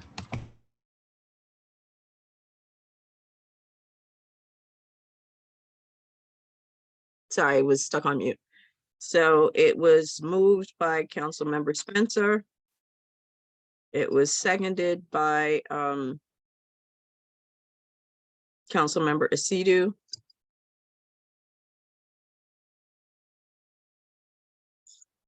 And we're gonna go to a roll call.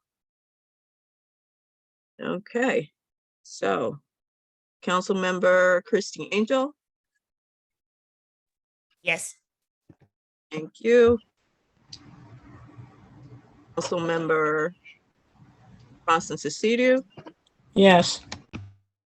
thank you. Councilmember Celia Green, yes.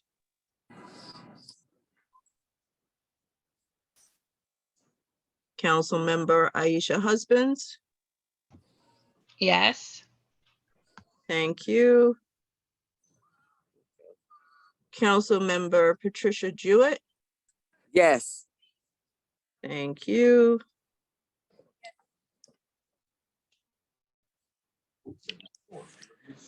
Councilmember Joanne Jones, Yes. thank you. Councilmember Morales, Yes. thank you. Councilmember Spencer, Yes. thank you. And Councilmember Sy, Yes. thank you. So.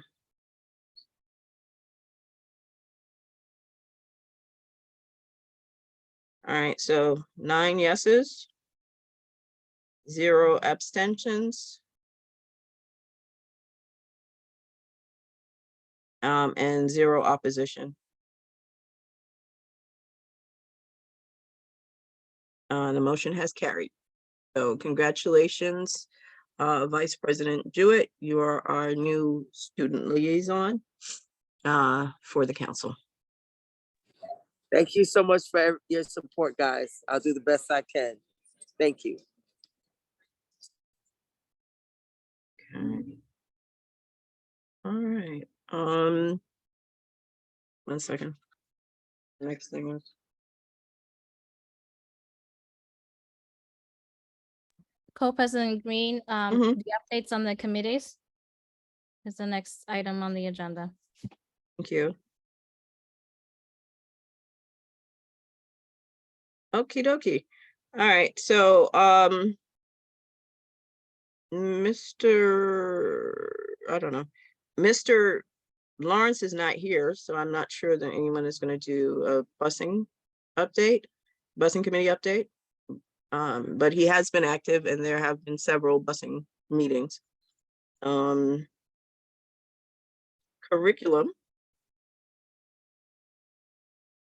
I gotta be reminded who curriculum is. Ms. Jewett, are you on curriculum with Mr. Lawrence, I think? Councilmember Jewett? Yes. Are you What's on the question? curriculum with Lawrence, I believe, or something? Yeah, I think we are, but I can't remember when the next meeting is. Okay. I'm doing the best I can because I'm assessoritis late picking up All right, no me and problem. Arthur right now. So I'm sorry, guys. I'm Not a actually problem. stuck on 23rd Street in the cold. All right, I'm sorry. We're gonna go to safety. So Ms. Husbands, if you have a report, please go ahead. Okay, thank you. Good evening, everyone. I am the chairperson for the Safety Committee. We are beginning our puberty and sexuality workshop series on December 19th and December 21st.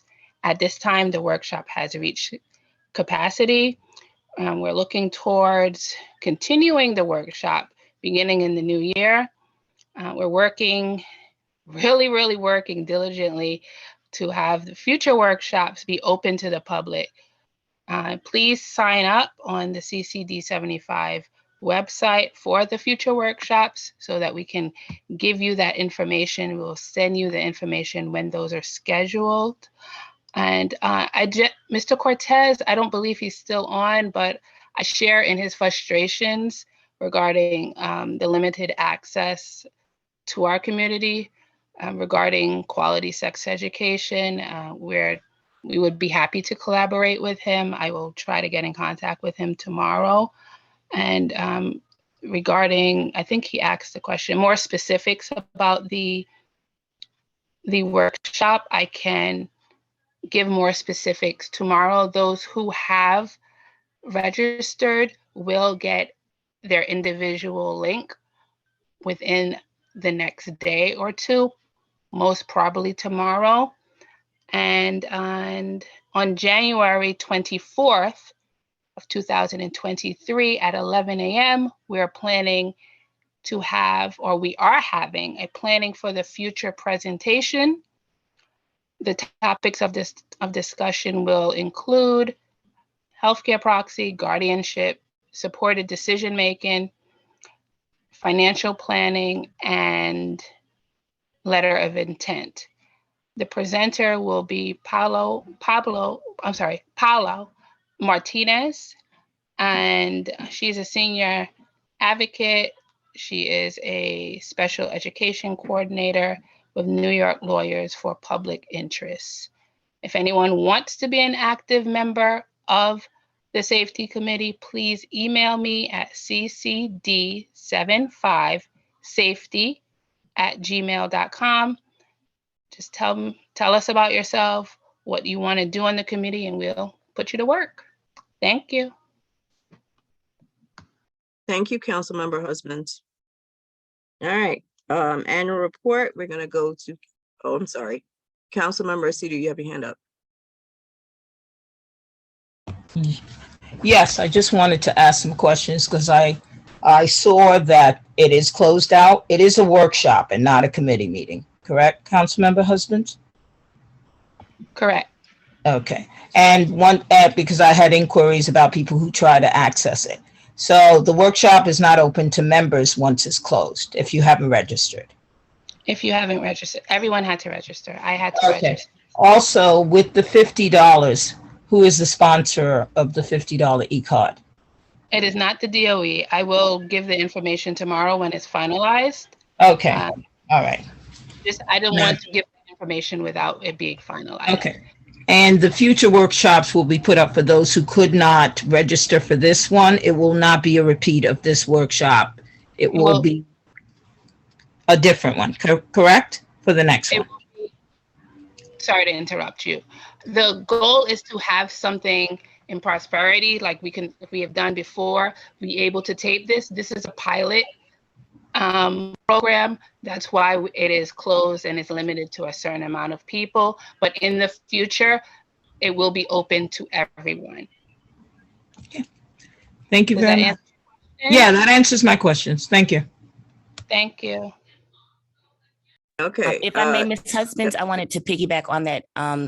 For all the parents, just so that we can have it on record, on our website, ccd75.org, we were aware when the registrants topped out for the people going for the sexuality workshop. So there is a link on our website if you are still curious and want to attend for our workshop that will be coming up in January. You can RSVP so that we can go ahead and hold your place for what we will be doing in the future. Just wanted to put that out there so people do know there is an option to be captured so that we know that you're interested.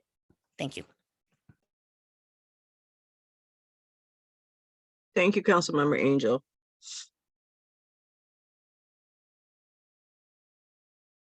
All right. Well, we have you. Next is annual report. So, Councilmember Angel, you have the floor. Yes, I do need to screen share at some point here. please.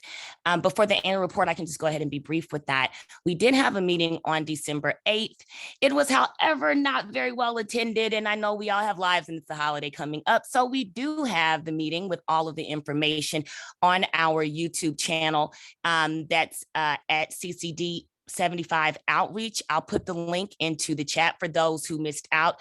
We did go through an agenda. We did go through the items that we are going to be looking forward to for next actions. I am looking for committee members that are down to do some work because it is a bit of work to be a part of the committee. So if we do have any parents that do want to delve in and help out in the committee, please do email the council, d75council@students.net. Lord, am I messing up the email? Email the council at d75council.schools.net.gov. So, and then they'll forward that information to me. That's the finalized portion for the annual report. If you do know people who are writers, who are vendors with the DOE, or who are really great and you want to submit them, please also send that to the council because we are taking submissions for writers. It is a preference if you are a DOE vendor. I guess I'll move forward since I'm still speaking. For the outreach committee, I wanted to update the council that we have paid for Include NYC for the fair in February. The 150 has come out of the budget and the PO has been created and everything is situated in that regard. What I would need to know is who would like to volunteer again, which committees would like to be represented, et cetera, just so that I can work up what everyone will need in support of your specific virtual table on February 11th. So if council members can reach out to me and let me know how they would like to participate, if they would like to volunteer. It is 9:30 in the morning. So you guys are gonna have to get up, and if you need help, getting signed on, getting situated with the AirMeet platform, let me know. I will set aside time again to walk people through that if they do need a bit of help. Additionally, with the outreach committee, am I able to screen share? Yes. One moment. So speaking of the outreach and the annual report committee, with the annual report, we were able to spread our report out very wide with community-based partners, with legislators, with the media. We wanted to make sure that a lot of people had their finger on the pulse of what we were doing with the committee. So in continuation of that work with outreach, we're looking to do a legislative meet and greet breakfast so that we can assist in the communications with legislators to invest in the future of District 75 New York public school students with intellectual and developmental disabilities and policy changes. This is a working document. So what I am requesting and recommending of the council is that we get our legislators, key stakeholders with special education so that we have a direct and consistent line of communication to address concerns of our constituents and their constituents that are often overlooked. So we're looking to invite the chancellor, D75 leadership, New York City Education Council committees, legislators, and a few principals that can speak toward what District 75 is. What I am requesting today of the council is that we could vote possibly on using February 10th or February 17th for the possible date for this meet and greet.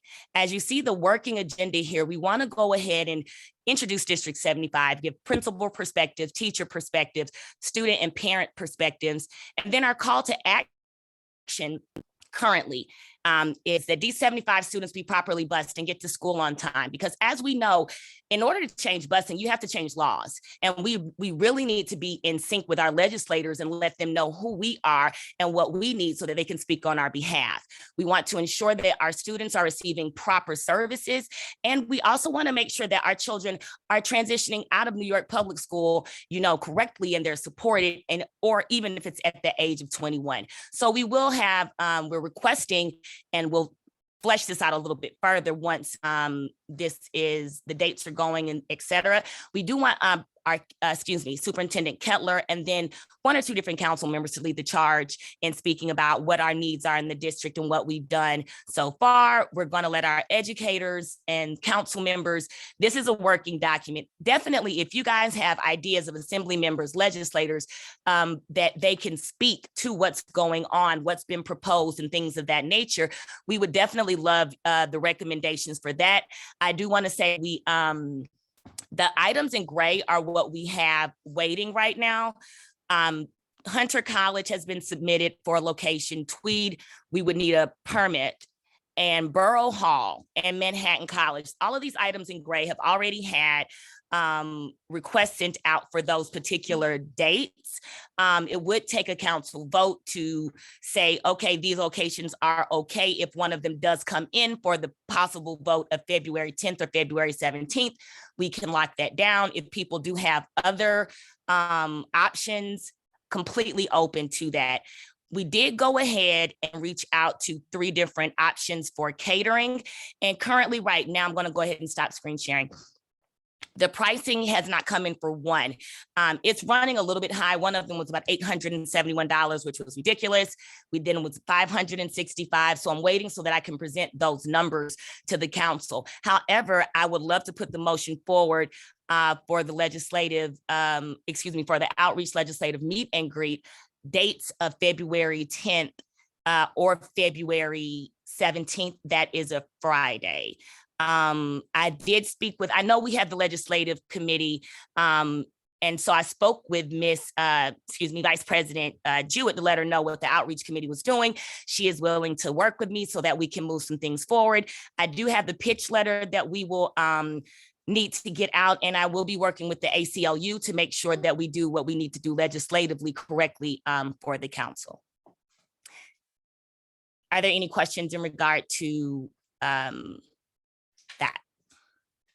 Yeah, are you requesting a vote now, or can we get the other updates from the other committees and then back to the vote? Or Yeah, maybe if we we should could vote. vote, if we could Maybe vote we for should the vote now date. and then this way it's fresh. If we could hold the dates, that's the most detrimental thing that we need to go ahead and do. So then we can go ahead and start moving forward and reaching out to legislators so that they can hold the date in February. All right, Ms. Husbands has her hand up, so go ahead, Ms. Husbands, and then we'll go to vote. Okay, yes, thank you. It was just, I just thought of something when, in regards to the caterers. Would it be possible, since there are some schools that have culinary programs, to reach out to those schools and see if the students would be able to facilitate the catering? I think that's a great idea. I had thought of that as well. My only consideration is the logistics of it once we do locate the site. Are the kids able to, like if we did pick a Hunter College or Tweed, would the schools be able to support getting the food, et cetera, to the location that we pick? I'm not opposed to that at all if we can work out the logistics for it. Okay. It's just a thought. Thank you. No, I think it's a great idea. I heard that it was recently used for the last meet and greet that we had. Okay, thank you. I did get a text message. Mr. Spencer wanted me to go over the tabling. It's basically the same as we did last year. It will be virtual. People will come into quote unquote the room and they can sit down, they can pick a seat at a specific table. And at that point, let's say if it's the outreach table, I have a spiel about what outreach is about. I have videos, I have links, I have resources. If it's for the safety committee, you will have links, you will have resources. And basically, I'm going to shore you guys up. So if you need anything to read off the cuff, it's there. If you need resources, it's there. If you have resources that you want available for your specific committee, please let me know, because I am still updating our website. The outreach page has been updated. Safety has been updated, in the process of working on transition. So these will be separate standalones that you can use at the tables as well for the different people who will be coming into the room. So the ask is basically just to be available from 9:30 to 11 and to be able to speak to the quote unquote table that you're sitting at. If it's welcome to D75, the council to introduce us, or if it's the standing committees, et cetera. So if anyone would love to be a part of that and volunteer, just let me know and we'll go ahead and set you up so that you'll be ready to go in February. If there are no additional questions, I think that wraps up my portion. I would just like to do the vote for the proposed. Can I ask one quick question? Yes, You were ma'am. talking about the platform that they're gonna use, meaning include uses. Is it the same as Air last Meet. year, or is it a different one? It's Or the same one as last year, Air Meet. okay. Do you know if they've had any improvements to it, or because we did have some difficulty? I'm not sure, but my goal is to go ahead and make sure that we're completely set before we even step foot into January. So all of the council members will know how to log in. I will make sure that you're already set to log in so that by the time February comes, you just press play. Okay. All right, Mr. thank Spencer? you. Oh, more than welcome. Mr. Spencer? Yeah, forgive me. I'm serving dinner right now. This motion, it's a motion out on the floor regarding the legislative breakfast, right? The outreach for the legislative meet and greet, yes, for February 10th and February 17th.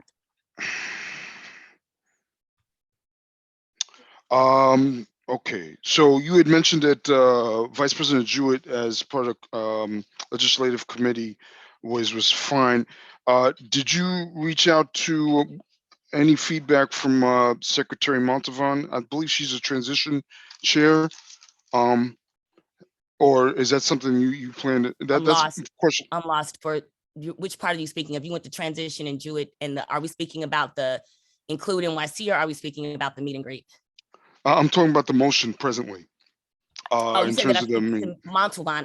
I'm lost. I got lost there. I'm sorry. Right. Yes, I was trying to finish my thought. Yeah, just in terms of her coordination. I know she has efforts in terms of properly transitioning out of DOE, and I want to know what kind of collaboration you've spoke to her about that. That's my first question. And my second question is, I would like Are to you, have. can we go back a step? You mean the collaboration in regard to the call to action I'm referring to? Is that what you're talking about? Yes. Oh, no, you guys are all hearing this together now. Anyone that wants to work on speaking about something in the call to action, everything is timed out. We only have an hour and a half, as you see in the agenda. But if different people want to take portions and be able to speak to that for the minutes in the program, everyone's absolutely welcome to represent our, council in our district. Okay. So my second question is, I'd like to have a backup. I'm a little concerned about February, especially with basically the month is over, and I'm thinking I would like to see a backup date in March, just in case the 17th is right before President's Week. So I was wondering if you would consider that. So Thanks. March 3rd, add the March 3rd as a possible proposed date, the 10th, February 10th, February 17th, and March 3rd. 3rd or 10th, yeah. March 3rd or March 10th, yeah. That way it gives us enough time. Yes. So then if that's the case, if we can go ahead and vote for February 10th, 17th, or March 3rd and 10th, that does give us wiggle room to try to lock down locations, and then we can try to go ahead and move forward. I'm fine with that. Having the Thank you, additional Treasurer options. Angel. More than welcome. I think I don't have any further. Okay, anyone else have- who's making the motion and who's, okay, 1 second, we just got 3 hands up, so. Constance Asidu and then Aisha Husbands, and then we go back to the motion. I was just going to motion to accept those dates for the legislative interaction. Councilmember Angel can put the words in, but to accept the dates of February 10th, the 17th, March 3rd, or the 10th, as those days proposed for the legislative event, the outreach. Anything else you need to add, Councilmember Angel, to the motion? No. All right, and Unless, wait, council wait, member, going through those, if I hear back from the locations, Tweed, Hunter College, CUNY, et cetera, do we want to make one of those our top priority, one or the other, or do I have the availability to lock something down if they do give us the space? As I guess that's what we should probably put out there. Otherwise, we won't be able to do that until January 4th, and I'm not opposed to that. But if something does come in, my hands will be tied in regard to saying yes if we don't put that portion in. Are you Is asking for the everyone okay if motion I to be propose? amended? I'm Yes. sorry to interrupt you. Yes, for Are the you asking for an amendment to the motion for if you are contacted and you secure a place for the event, Yes, that you can proceed with locking down the date and booking the place for it? Is that what Yes. you're asking? yes. Okay, and you're saying for all the locations that you've presented, or just specifically the college in Tweed? Just specifically the colleges in Tweed. Okay, all right. I'll amend the motion to reflect that. Do you need me to word it, co-presidents? no, I got it. I'm keeping track. Colleges in Tweed added. Okay. Ms. Aceto, you making a motion and you're making that motion? Yes, I am. Okay. Co-President And Green. Ms. Husbands, are you seconding? No, I'm not. Okay. I just want to let it be known that I'm not available. I will not be available on the 10th. Mhm. That's it. I just want that to be known. I won't be available. Which one of the 10ths? March Is it 10th. March 10th. Okay. Do you want to, Miss Angel, do you want to, or Mr. Spencer, do you want to take that date out? You don't have to change the date. I'm just letting you know I won't be available. I intended to participate, but if it is that day, I cannot participate. But we have 3 other dates. Hopefully it will be one of those other dates and not the 10th. All right. All right, so I'm leaving it in the motion then, if that's the case. All right, so the motion is for the legislative meet and greet to be held by the outreach committee for the CCD 75 meet and greet. It would be the dates of February 10th, 2023, February 17th, 2023, March 3rd, 2023, and March 10th of 2023. And if either the colleges or Tweed is available, it will grant Miss Angel the right to lock in that space. Go ahead, Miss Aceto. I just wanted to say, Councilmember Angel stated that Vice President Jewett, who is co-chair of the legislative, or the chair, has agreed to work with her, so you should add that committee in on the motion, please. Thank you. Okay. So I'm added the legislative committee.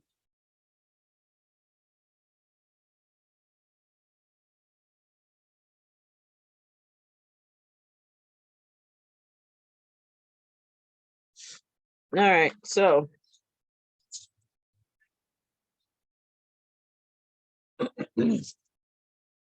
Does everyone understand the motion, or anybody needs me to repeat it, or?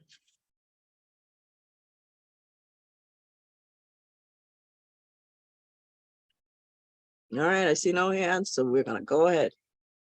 Christy Angel, Yes. Constance Aceto, Yes. Celia Green, yes.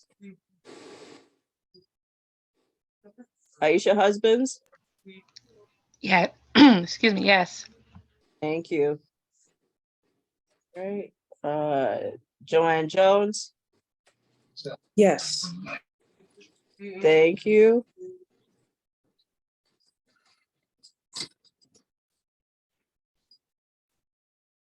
Angel Morales, Yes. thank you. Patricia Jewett, Yes. thank you. Craig Spencer, Yes.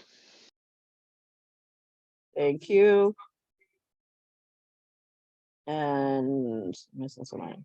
And Amy Sy, Yes. thank you. So we have.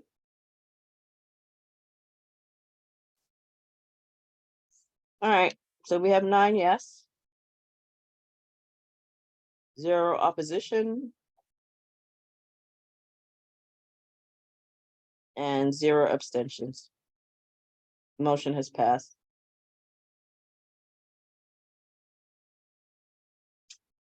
All right.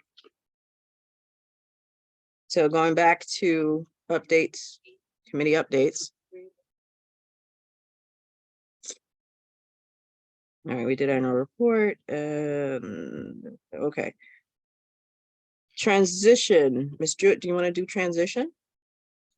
The update for that committee?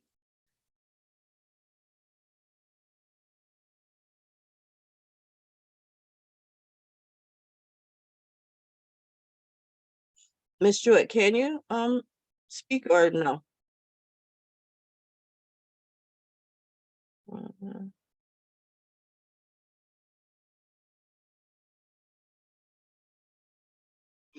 All right. She might not be able to speak right now, so we'll come back. Ms. Jewett. My new page. Okay. We're gonna go on to the next committee, which is the Ad Hoc Election Communication Committee. So for that, we're gonna go to Mr. Craig Spencer.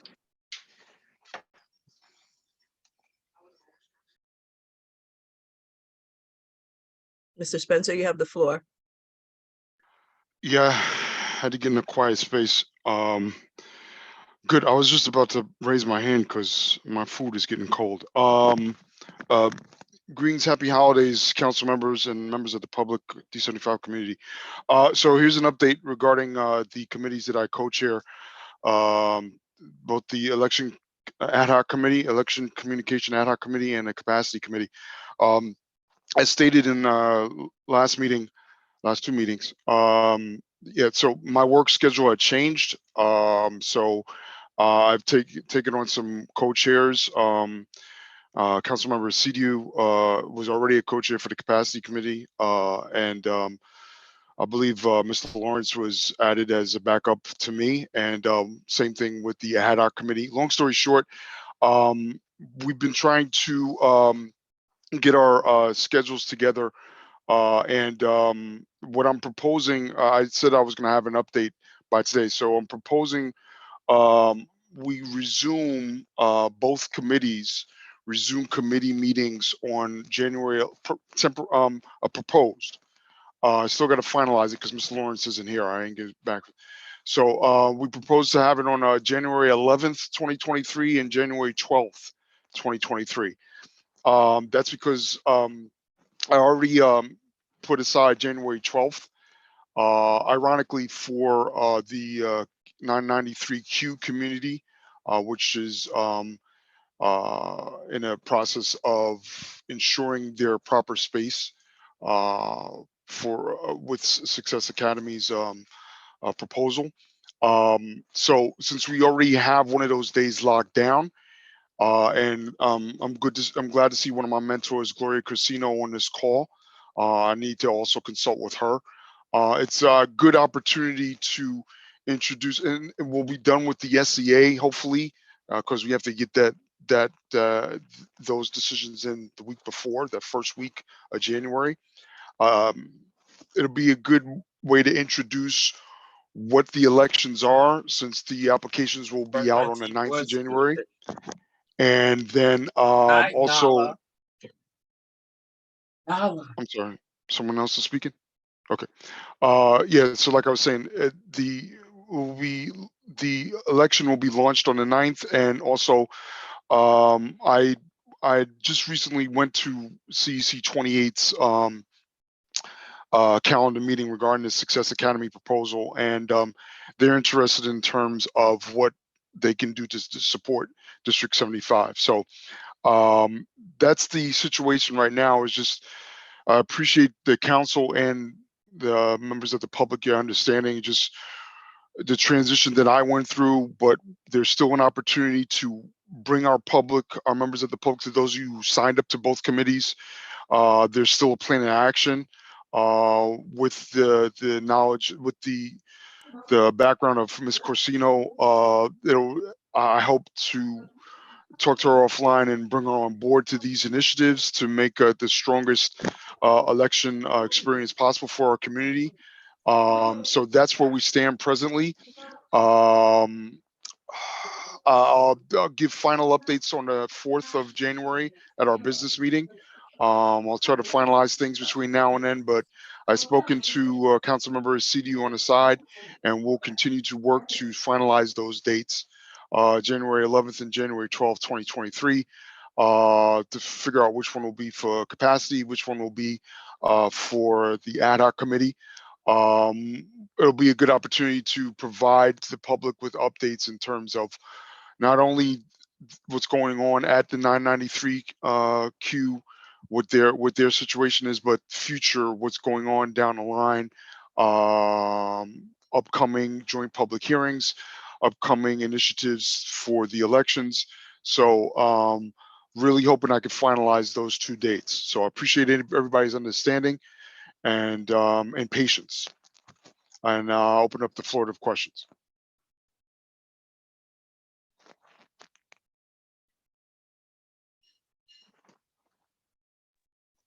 Mr. Spencer, the 2 dates that you gave, those are for which 2 committees? That you Right, had- for capacity and for the ad hoc. I already have, thanks to Co-President Sai, she had already set up Zoom for the 12th. Because I like I said, I ironically was targeting 993Q for that date. So it's just a member of just working it out on the back end. I have to bring Mr. Lawrence into it because he's co-chair with me on the ad hoc, and his position in the President's Council is vital to getting the word out to our community. So it's not finalized, it's proposed at this time. Thank you, Councilmember Spencer. Yeah, so it's partly, that's part of my report here too. Both co-presidents and I believe Councilmember CDU was on a call, I believe this past Thursday. Yeah, this past Thursday, CEC 28 had a joint public, basically the whole meeting was for the to discuss the proposal for Success Academy to be in the space where 993 is currently. There is also, I want to put on an agenda for the 4th. They did pass a resolution, CEC 28, not in favor of the co-location of Success Academy. The Cliff Notes version is there's grants involved in the space where 993 is, and those grants, future grant money for these programs, it is based on the not only 993's enrollment, but the gen ed, and I think it's Count Basie School, and in Southeast Queens, that's the only real place our community at least could have our kids in that space and learn from that space and the modernization and all that. So hopefully our council could review that on January 3rd and see if we can come to some consensus with CEC 28. That's the brief. Just looking at the time, 8:45 p.m. right now. That's the brief report that I have in terms of capacity and ad hoc election communication. So, Ms. Corsino, hopefully I'll be able to talk to you on the side before Christmas and see what else we can collaborate on. Any other questions, guys? Hopefully I wasn't too long-winded. I'm going to ask if, do I even know yeah, if Mr. Studio can also join you in reporting on the capital plan. Yes, I'll yield the floor to her and eat some food. Go ahead, Constance. Yes.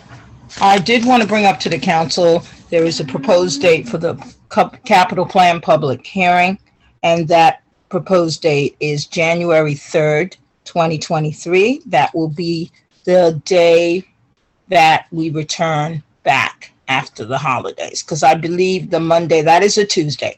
I believe the Monday itself is the holiday because the first falls on a Sunday. Okay. Also, we will be having our meeting on the 4th. So it would behoove us to do the hearing prior to that. I also see the presentation has not been done yet. And we do have to vote and submit by the 6th. So that will be an additional thing we need to do. So I just want to hear some feedback. Proposing the 3rd, 2023, a Tuesday, for our capital plan public hearing, which we're required to do. And if possible, maybe we can add the presentation onto it. I don't. It's up for council discussion, but the 3rd is the proposed date. And also, go ahead. Go ahead. Does anyone have any questions? But there are 2 hands up. I just saw 2 hands go up. I don't know where. Oh, Ms. Husbands and then Mr. Spencer. Yes, thank you. I think you just actually said what I was going to raise. If it could be done on the same day, if the presentation could be done, because we're kind of short on time, or will be short on time. Peter was the, go ahead and ask.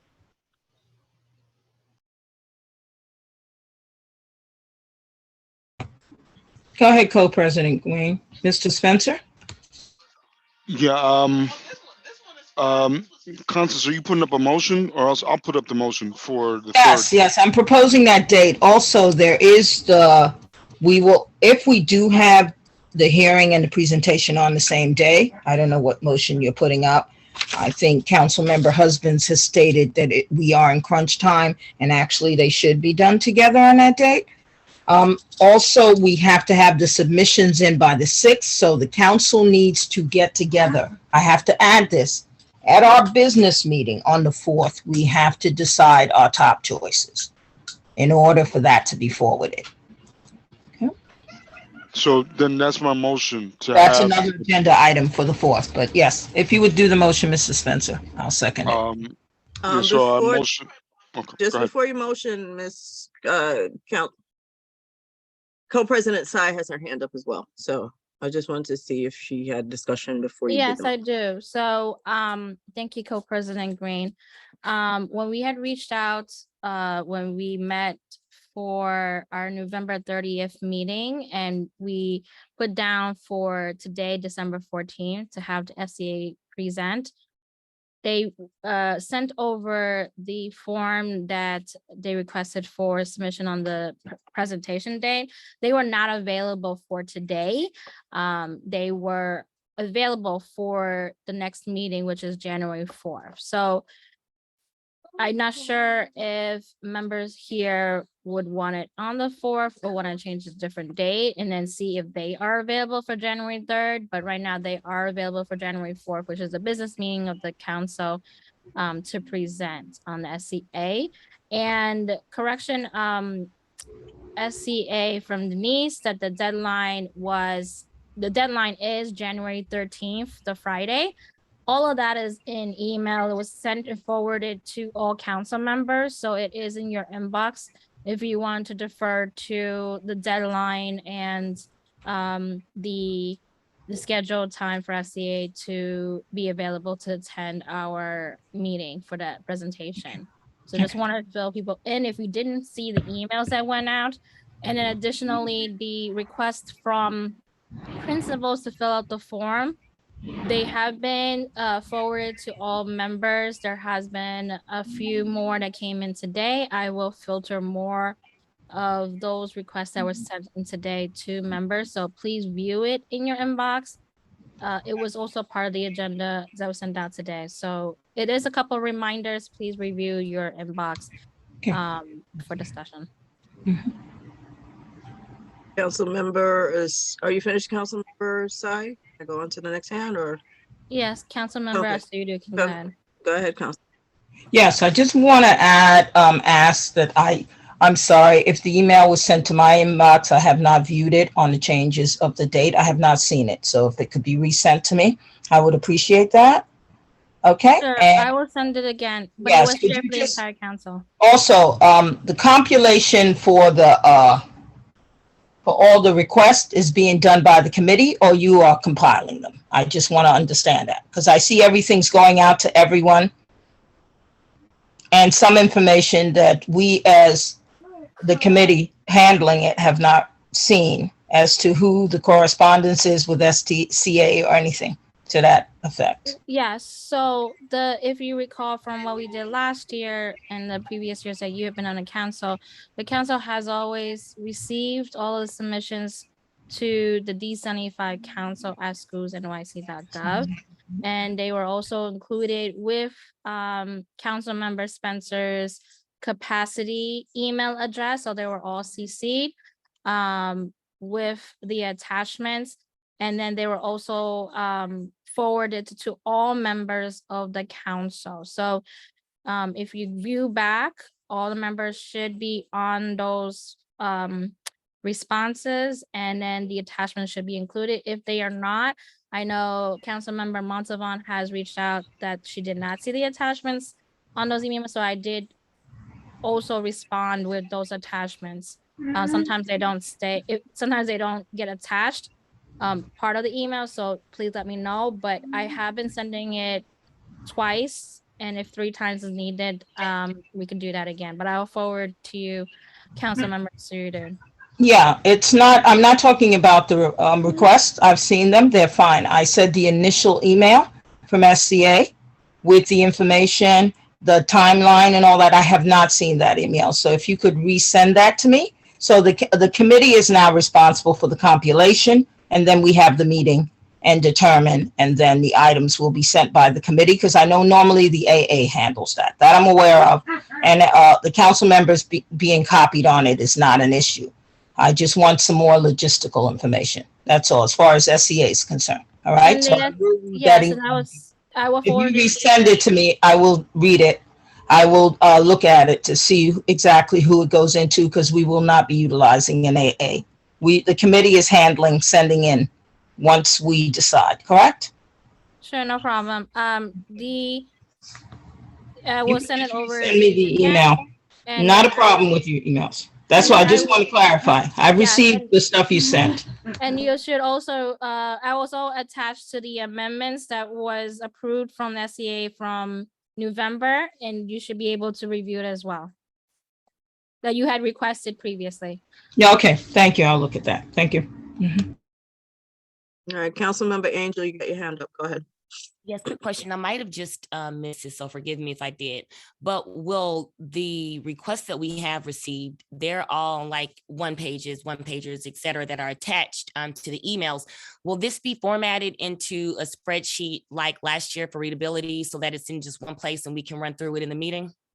There's a specific sheet that they have to, that all the principals, APs, and billing administrators, or whoever's submitting has to No, submit. I know. I've seen Huh? those. I'm saying when we did it, and this may be because we had an AA last year. All of these were in a spreadsheet. So my question is, will this be put We can back do it in a into that? spreadsheet. It's just once the committee gets it, they can put it into a spreadsheet. That's not a issue. So we don't. them. So we don't have a working document for that right now. That's No. Okay. Not- Okay. But Do you guys want me to go and find the one that Ramona had did before and just delete it out and send it to you so you can just fill it in? Would that be helpful? nah, we have. I'm pretty sure somebody has Excel on there. What you call it? We can put a spreadsheet. I don't think that'll be an issue. And so, but thank you for wanting to do it at least. No, just trying to make sure when we get there for January we're set. But if you guys We're have, set. that's okay. Great. All right, so do either of you want to make the actual, either council member CDU or council member Angel want to make the actual what do you call it again? Motion? Give me a second. I gotta get to a quiet space. Mm-hmm.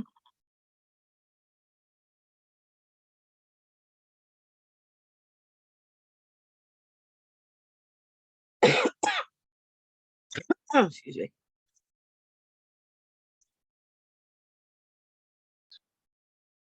I'm sorry, Ms. Green, could you repeat what you just said? I was asking if you or Ms. Cedu want to make the motion for the capital, for the capital plan, the public hearing, and To for be on the 3rd? yeah, and for the, what do you call it, to be on the 4th? Oh my God, I'm coming out with something, so give me a second. And for the presentation by SCA to be on the 4th at our business meeting. I think you just confused me. So what's the day before? We're doing 2 presentations, the SCA presentation on the 4th, and what's on the 3rd? The 3rd is the public hearing, which is separate and apart from any presentation that SCA does.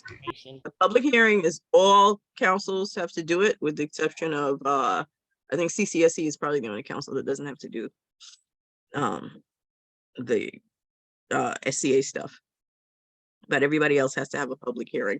Unless we're And in for certain, we can't do it on the 4th together in one. No, not unless we plan to leave there after 10. You know, because the possibility is, you remember this extension only lasts till the 1st. Possibility is we may have to be in person.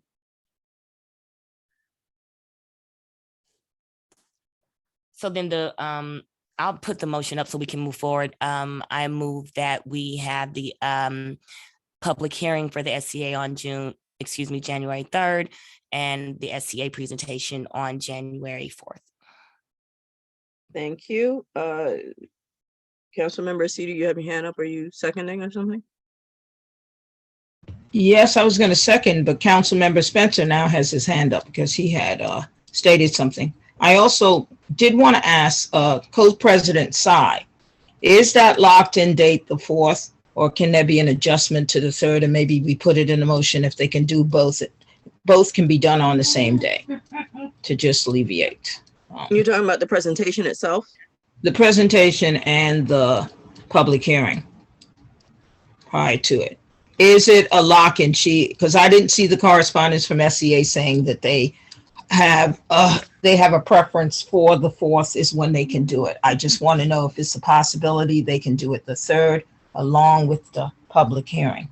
Is there a possibility of Yeah, that? we could ask. That's what I'm saying, so we can make a tomorrow, motion. and then yes. Yeah, there's tentative that if we can do both on the 3rd, fine. Otherwise, resort to the 4th. That's all. I just want to clarify so that your motion that Councilmember Angel can be amended to state. Okay. All right, Councilmember Angel, you want to amend the motion to reflect what Councilmember Cedu just said? I move that we have that we have the SCA presentation and town public hearing, if possible, on January 3rd. If not, we have the hearing on the 3rd and the presentation on the 4th. Okay, all right. So who is seconding Councilmember Angel's? I see your hand up, Craig, so you're seconding? Oh. You're muted. You're muted. Go ahead. We still weren't hearing you. I can see you, but we're still not hearing you. I can second the motion, Co-President Green, to expedite this. All right, so it's moved by Councilmember Angel. And it's seconded by Councilmember Acedio.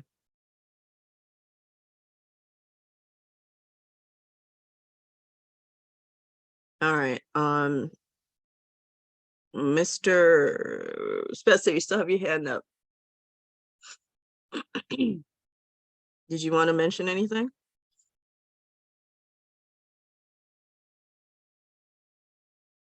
Okay, maybe you're not in a position to right now. All right, so we're gonna do a roll call vote.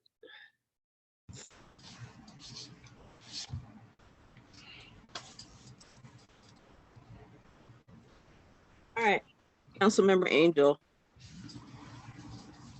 Yes. thank you. Councilmember Asidu, Yes. Councilmember Green, yes. Councilmember Husbands.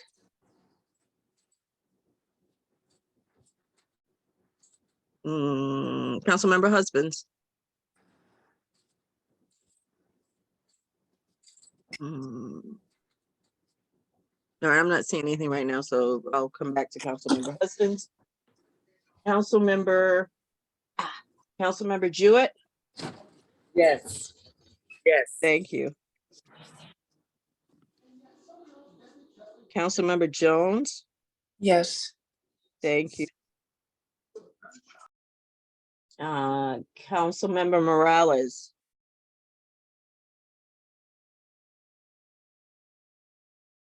One sec. Councilmember Morales.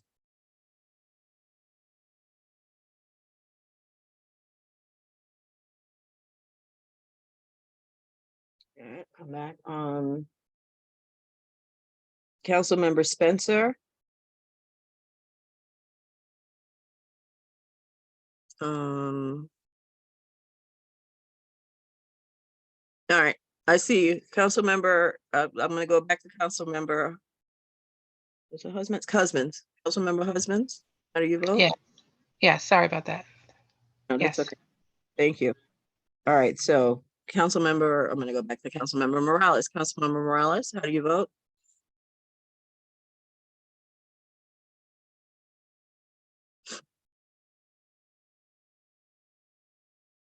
I'm gonna go on to Councilmember Spencer. Even if you're able to put it in the chat, it would help.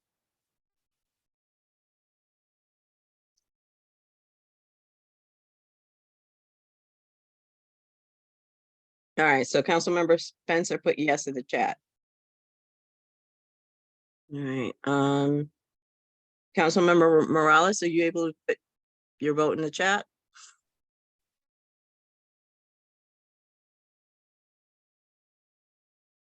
All right, Councilmember Spencer, thanks. It's noted something's wrong with your audio. Councilmember Sy. Yes. Thank you. Okie dokie. So.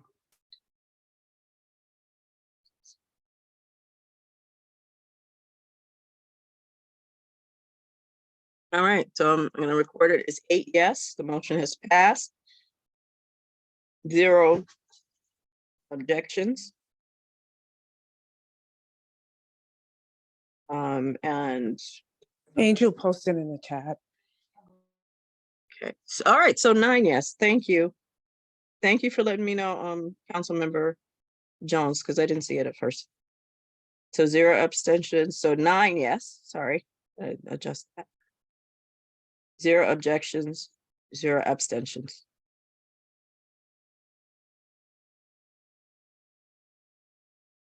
All right, thank you, council members. On to the next piece.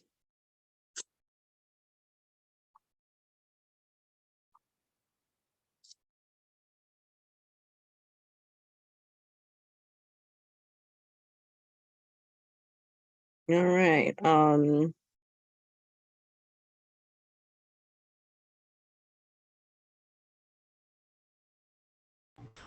right, who's legislative? Okay, we don't have legislative people. So let's go on with the bylaws. Councilmember Sidu? Yes, I'm sorry. I have my hand raised. Councilmember Spencer put something into the chat that he wanted to make a second motion. And I don't know if he's able to unmute. He has his hand raised also. Okay, go ahead, Councilmember Spencer.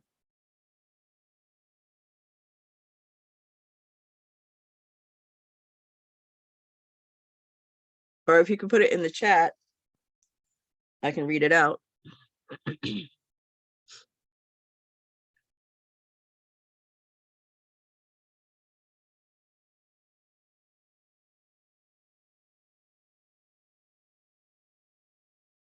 All right, Councilmember Spencer is gonna log off and come back in.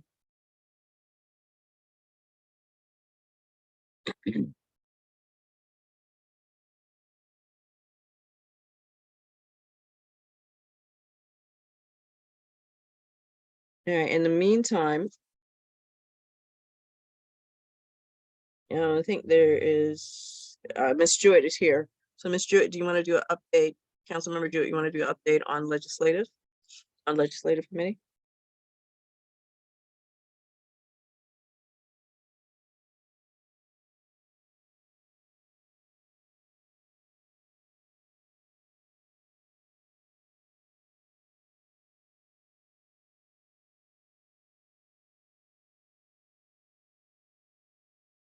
Okay, she may be somewhere she can't speak right now. Sorry. Thank you all for bearing with us. And I'm gonna go ahead and let Ms. Sidu, Councilmember Sidu, can you give us some updates on the hiring committee? Thank you, Co-President Green. The update is, as I requested, it's an agenda item, so we would need to, at the end of the meeting, vote to go into, to go into session in order to make a determination or present a vote within that session for the AA. Okay, executive session, sorry, excuse me. Yeah. So we can decide. It is a private discussion because we have several candidates and all their names cannot be publicized currently. So you want to do it at the end of the meeting?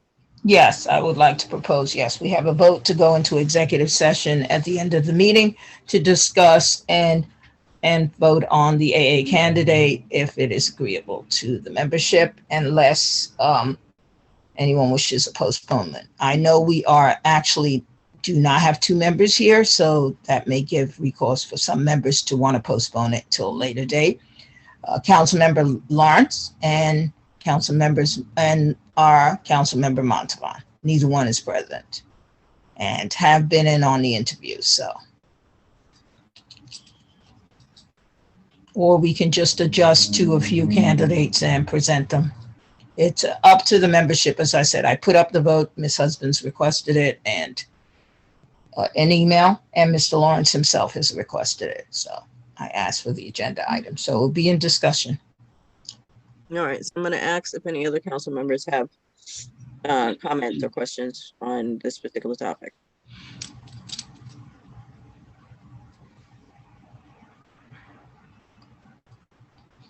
Oh, Amy, sorry, I didn't see. Go ahead, Amy.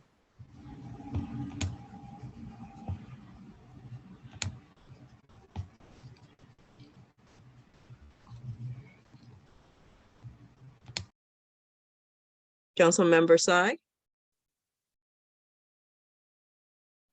Give me a second. I need to tend to the child, so No come problem. back to me. No problem. No problem.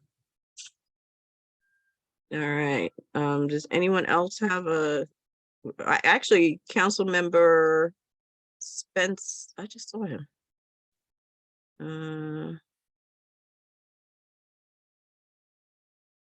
Councilmember Spencer, are you back on yet? We were just in the chat. Hang on for 1 second, bear with me. All right, there he goes, Spencer.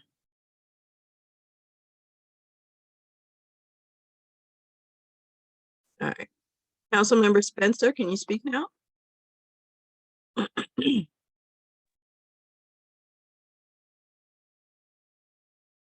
Councilmember Spencer? Still not here. We see you, but we're not hearing you.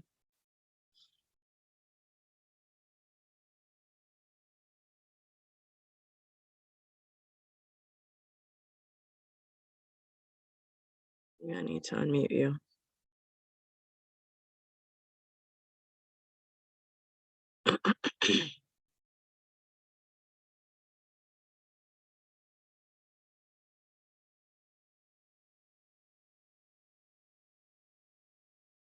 All right, you're gonna try another device. All right, when you come back in, we'll, whatever it is you wanted to say, will.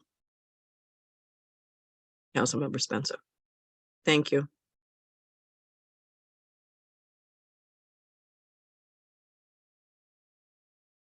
At this time, while we're in between, I want to ask the Spanish interpreters if there's anybody on their lines. Is anyone utilizing the service right now?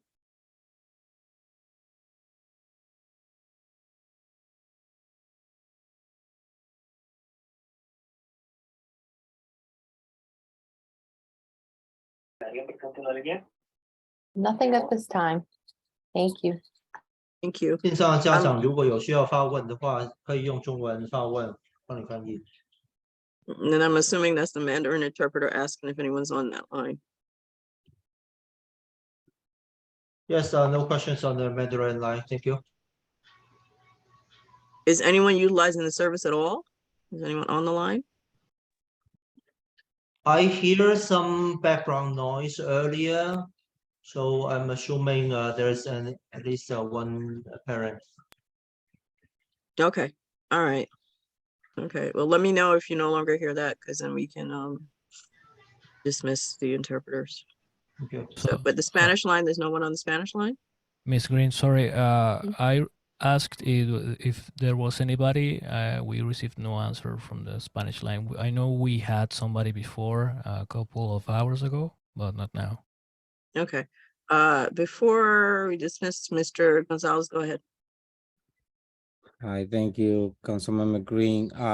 It seems to be that there are parents in the Mandarin line and there's no any parents on the Spanish line based on the numbers. All right, so is it possible that we can let the Spanish interpreters go home if there's no Mr. Gonzalez? That's the information. So that will be up to the council if they would like to dismiss them. Okay, so does the council mind, because there is no one utilizing the Spanish interpretation, we let the Spanish interpreters go now at 9:13?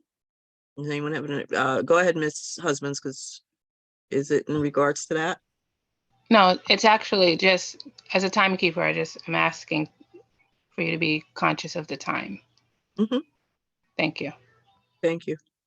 All right, so we're gonna let the Spanish interpreters go now at 9:13 because there are no users right now on the line. Thank you very much. Good evening. You're welcome. you Have a very good much. holiday. We'll see you in January. Thank you. See you soon. Bye. Have a good night. Thank you. All right. So we're gonna move forward. Excuse me. All right. Mr. Spencer, can you talk now? Because you weren't able to before.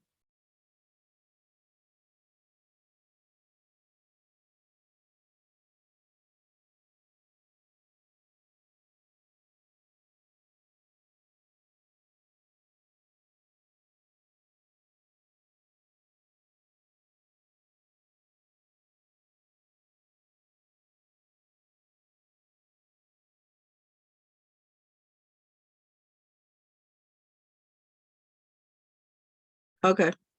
All right. Thank you, Mr. Spencer. Ms. Husbands, go ahead. I just wanted to clarify, the executive session will be after this meeting or after the business meeting? I guess after this meeting. Okay, thank you. Well, during, because you don't actually shut down the meeting to do the session. The session, when the session ends, then you can conclude the meeting. Okay, thank you. Yes, during this meeting.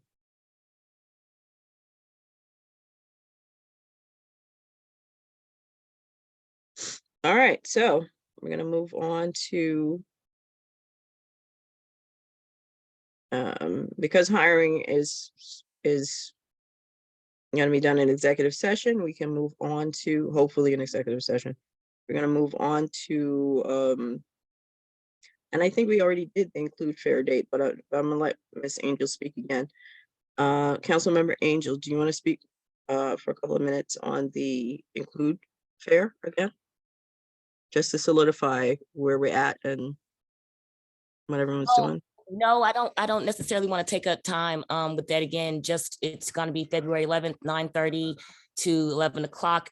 If any members want to volunteer, please just reach out to me and we'll make sure that you have the tools and resources available to participate on that day. I'm trying to make sure we're all set by the end of this month. And then we can push forward. As I stated earlier, everything's been paid for. The $150 purchasing order has gone out and we are officially set. We will be using the same platform again. And I can make sure everyone is situated and ready to go as long as you let me know which committees or which people from those committees would like to represent and volunteer on that day. Thank you. You said February 11th, because on here it has February 19th on the agenda. But the 11th is the date? Let me go back and double check if I am incorrect. I am incorrect. Mm.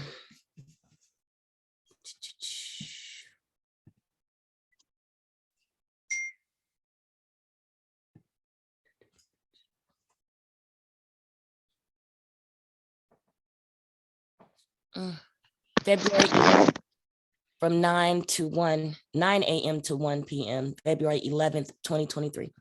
All right, so it's February 11th. All right, I'll adjust that. Thank you. Thank you very much.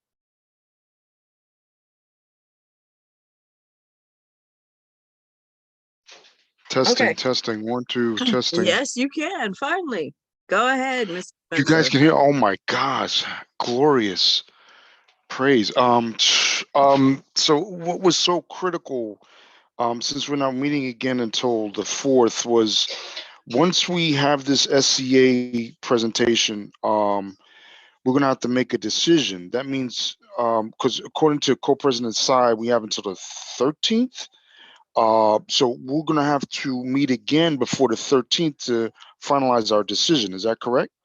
The way I understand We it. actually, when you have the hearing, usually you do it at the hearing. A lot of times you'll do that at the hearing. That's why the hearing is usually separate from the presentation itself. They'll present early in the month or something like that. So in this early December or something, and then but I'm gonna let Miss Acedu actually answer this. So go ahead and Acedu. Okay. Yeah, I just wanted to state if we're having the hearing on the 3rd, to make the decision the 3rd, if the date for the submissions is the 11th, you can get other submissions and they would be part of the pool for us to choose our choices from. So I think the council has to take that into consideration, that us making a choice and then receiving additional submissions. There may be a Yeah, priority that's to those schools and may yeah, also be, emergency to supersede the ones we've chosen. that's exactly what I was screaming at. I was like, I would can you hear agree me? with Mr. Spencer. Go ahead, Right. Mr. It's like if we have that additional time, but I guess at this time, because it's 9:19 and Miss Husbands is already gone for the night, I guess we can do our thing on the 3rd, see the presentation on the 3rd or the 4th, and then our business meeting, if we need more time, I'll bring up a motion at that time to see if we need to have a special meeting to whether we're going to take in more proposals or not. So I guess we don't have to do it now. I want to try to, kill all, theoretically kill as much birds as one stone as possible. But I guess we can wait until the 4th. Since we co-president Tsai, you said we have until the 13th, right? Is she still on, or did I miss something? Yeah, she is still on. She was attending to one of her kids at the time. Oh, So okay. she Yeah. might not be able to speak right now. Yeah, because I just wanted to make sure I got that point across, because we're not meeting again until the 4th. So that's why I was like, okay, so if we have until the 13th, if we don't have until the 13th, then we definitely need to have a special meeting, or we'll have to make a decision on the 3rd or the 4th. But I think if we have until the 13th, on the 4th, we should decide, we'll have to put that on the agenda, decide whether we're going to extend the time and then decide on, any latecomers. I just want to make sure that's on the record out there. All right. Thanks, ladies. Thank you, Councilmember Spencer. Councilmember Cedar, you still have your hand up. Is it in reference to this or something else? Sorry, Co-President Green. I'll lower it. Thank you. Not a problem.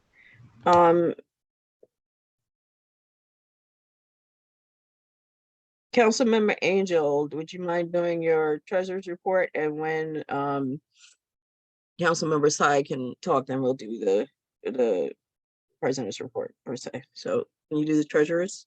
Sure, give me 1 second. Oh, righty. So as I stated earlier, we haven't really had any level of expenditures go out. We do have the $329 that actually, hold on 1 second. My apologies. Didn't realize.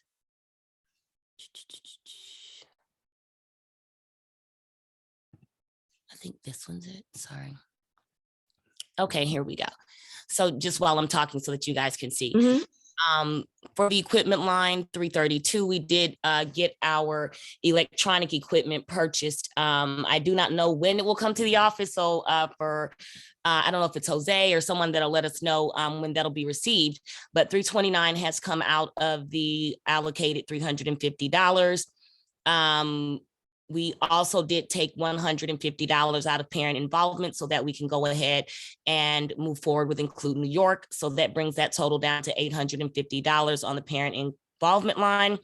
And for reimbursements, we do have $18,594 left. So our balance in total is $23,315. If members do still have outstanding reimbursements, if you can forward those over to the committee, to the council, we'll make sure we get those items turned around. And that is pretty much it for the budget currently. Are there any questions? Okay. Again, as I stated, once January starts, we will need to speak with Jose, or we will individually need to figure out how we want to make sure we get those payments made, the $27 monthly. Like I said, January, just to make sure we don't get messed up. If I have to do that one, I'll do it to keep us situated, and then we can vote and figure out, or hopefully we have the AA. Can't we vote today for the January one? This way you don't have to be stuck with it. If somebody else, it's not, we can vote or somebody can do it. I just want to make sure we keep it going so that there's no lapse. If someone wants to come forward, it doesn't even need to be a vote. If someone says, hey, I'll go ahead and put the money forward to make that happen. I just want to ask, is there any room in the budget anywhere to make it happen from the budget we have itself? Yeah, it will be coming out of reimbursements. It'll be coming out of the reimbursement line. However, whoever pays for it, let's say if I've used $27, use my debit card, I'll just put the 27 in with the reimbursements like I did with the domain and the different things earlier in the year. Okay, I understand now. Okay. All right. Mr. Spencer, you have your hand up. You have a question for Ms. Yes, two questions. So I guess, Treasurer Angel, you're going to be able to speak to what funds are needed for the legislative meet and greet. You'd be able to speak to that on. So as I spoke earlier when I was going through it, we do have 3 vendors so far that have been requested in regard to the food. So if we do not use our students, which honestly, anything that we can do that leaves us with more money to use for our parents, I would love that. So the students would definitely be my point A. I would love that. However, just to cover bases and get the bids that we need and do protocol, I reached out to 3 people. One of them was just too high, $871. Another one was about $565. So I'm waiting for the third one to come in so I can let the council know what we've gotten so far. And I'm trying for a 4th. But as I said before, if our students are capable and able to get all of that done and accomplished for the meeting, I think that would be outstanding. Okay. And then if you don't mind, Treasurer Angel, I'd like to put up a motion that we pay for January. I'd like to put that motion up, the website, the $27 for January. Are you putting the motion up that you pay for it, or are you saying that? Oh, Because it's going to be paid for. Trust me, I'm not going to let our website go down. So what do you, go ahead. That it comes, does it come out of our budget or? It'll whichever, like, let's say if I go ahead and pay for it on January, it would come out of reimbursements. We have space in the reimbursement line for the $27 a month to come out. For the person who pays for it until we get an AA, which it could be, I know purchasing cards take a little while to get to the physical person. So we might have this issue for January, February, and then we'll be okay. Okay. All right. Well, then I'll trust your judgment as our treasurer, and then I'll leave it be then. Thank you. Okay. More than welcome. Are there any other questions? Okay. I give the floor back to Chair Green. Thank you, Councilmember Angel, for the update. I did want to ask you one question. The amount for the quotes that you need from the vendors that are doing food, how many people is it based on? I mean, how many people would you anticipate? Currently, the ask that we're doing for it's 80 people. And I know a good ballpark for that because that's the amount that we did for our dinner last year. So that's why I'm comparing and contrasting. Anything that's $800 is ridiculous because that's how much our dinner cost. So definitely looking for things on the lower scale and completely zero if we can get the children to do that. But I am trying to keep it at the 3 lowest bids so that we can pick the lowest one and move forward if the students are not capable of helping us for that particular date. All right, thank you. You're welcome. Does anyone else have any questions, or we can move on to the next thing?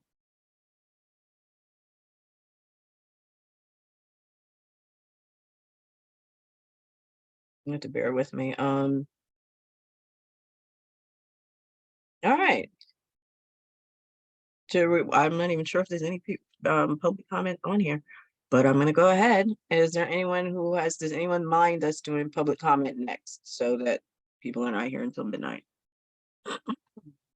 I see no registered objections. So we're gonna do public comment, and each commenter has 2 minutes from start to finish. So let's start with the interpretation line. Are there any questions or comments on the Mandarin lines? 国语频道上面的一些观众有没有任何问题？我们可以用中文发问，我们可以帮你翻译。谢谢。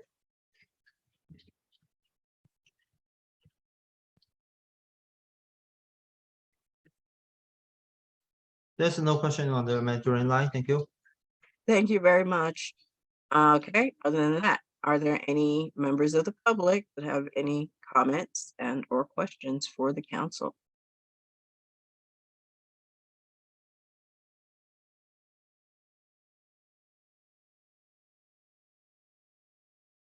All right, hearing none and seeing nothing in the chat, we can move on.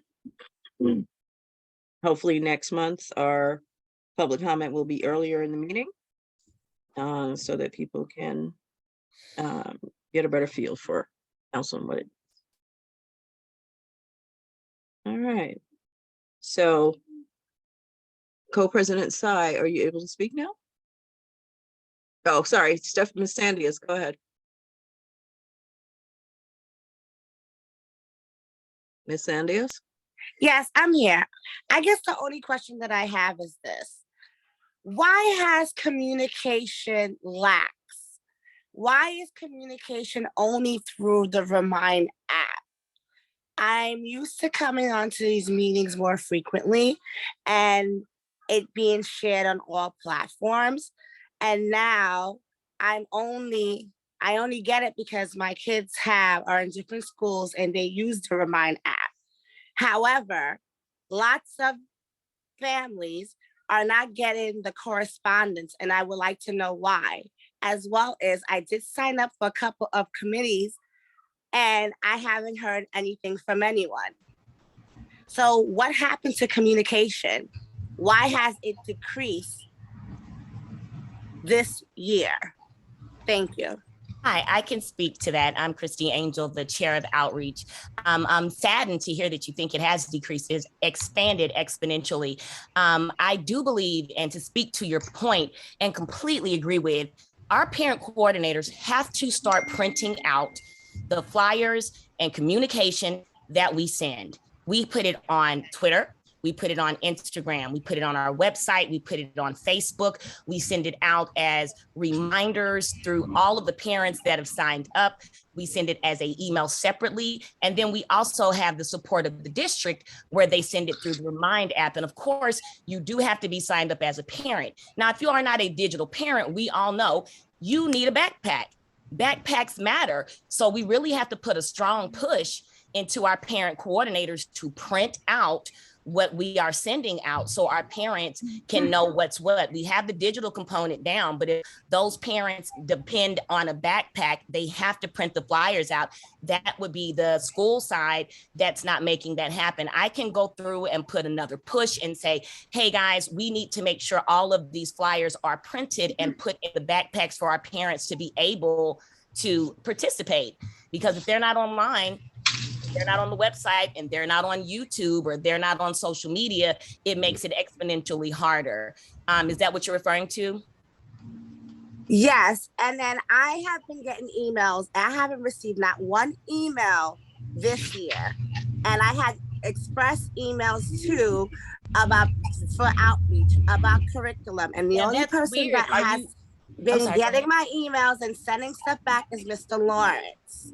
So yeah, that's very weird. You're on our website, correct? I haven't received not one email from you, Christy. Are you subscribed to our website? I've never been on the website. That's the thing. Okay. Everything So if you is can on go the to media. Not all of our parents are savvy like that. So no, how I are you understand reaching that. the My rest question of to the you, parents? right. My question to you is, are you subscribed to our website or to anything to get the updates? Because Mr. Lawrence is not the person. I mean, he gives out his stuff, right? But if you're not a part of what we're pushing it out through and a part of the listserv, then how would you want to get the information from us if you're not The participating? same way I've been getting it in the past. So If then we I would have had to push signed for the up for parent certain- coordinators. If I had signed up for certain things and I sent email to the committee, I reached out to you about when is this gonna start? It's gonna start. No one has gotten back to me. And that seems the response of the parents that communication is not good this year. And I'm gonna stand on it. It I hasn't do been. feel terrible about that, considering that our website has been expanded, our social media has been expanded. We did not have a website or so for over a year. So exponentially, it has increased. We have multiple hundreds of people that are on social media and on our website. And we actually have data to prove that that has increased. Now, in the sense that people are not getting the paper, But they're not here. They're getting the stuff, but they're not at the meeting. That there's no one here. I I've been on this agree, and the meeting for parent, 3 and that hours. would No one be, is here. and as we are fighting to increase, and we have the data to show that we have increased the outreach, I do believe that when it comes to partnering, you work with the schools as well, right? If you want to be part of outreach, I would love it because I need people who are actually committed to doing work, so that we can reach out to our parent coordinators and reach out to our district to make sure that they also push that they are printing what we are sending out. We are having multiple additional meetings that this council has never had before. We are having committees that have never worked before that are working. So we do have members that are diligently getting the information out. We do need schools to support the work that we are doing. If we are putting the information out, making the marketing available, and they are not pushing to print it, then that's all we can do is go back and say, hey, we need you to support the 26,000 parents and the efforts that we are creating as they are tangibly available. So it would be a secondary connection of why are the schools not printing things out? Why are the unit coordinators not sharing things out? Why is it only going on one specific way? I am very big about communication. Backpacks matter. And that's something that we and several other council members have been discussing as to a component of people who have not been received. As we did do the back to school events, there were hundreds of parents who specifically did sign up and have been getting our information. Now, as I said again before, we will definitely go back to the parent coordinators and see what we can do to push to make sure things are getting backpacked. However, if you would like to just make sure that you yourself are still in the loop, if you could go to ccd75.org and sign up, we'll be able to always make sure that you do get the information moving forward. As for myself, the outreach committee has been doing joint sessions that have been going out with transition and with safety, etc. If you do want to be a part of my committees, I can only speak for myself, and a report and outreach, I'd love to have you. You seem like you would love to do a lot of work, and I would love that. So please let me know.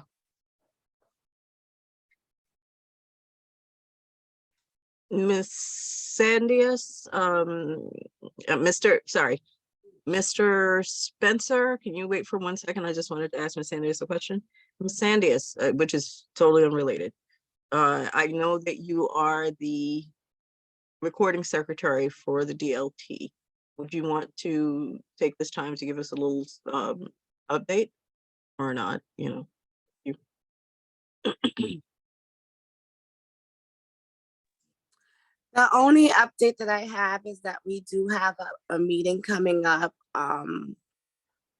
next week, Thursday. It's from 12 to 2. The links are the same. And that is it at the moment. Thank you. all right, thank you for updating us.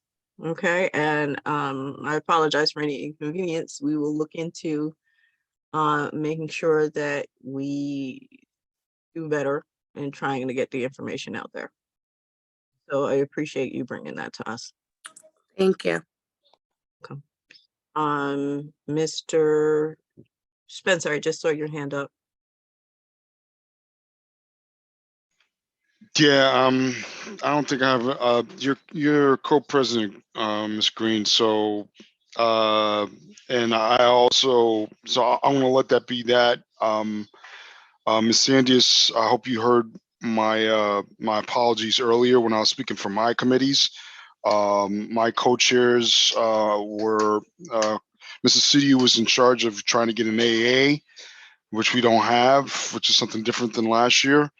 And you know how spread thin Mr. Lawrence is. So I just want to reiterate my apologies. I had a job change and I'm not there as often as I'd like to, but I'm trying to make up for it. And I'll follow up in the new year. Appreciate your patience. Sorry for the inconvenience.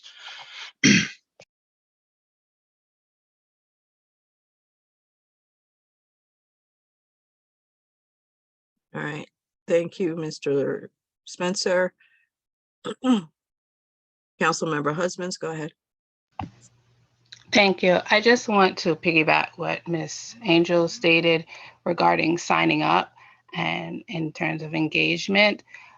Mr. Lawrence is also, I can't speak for him, but he's also on President's Council. So he has a wider reach. He also has a wider database in terms of emails.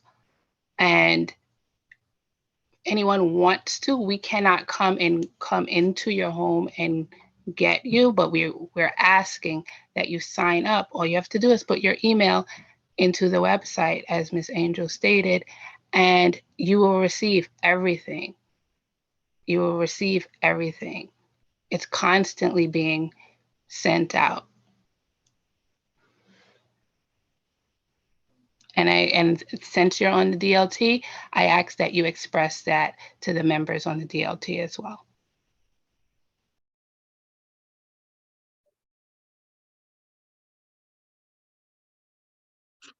Thank you, Councilmember Husbands.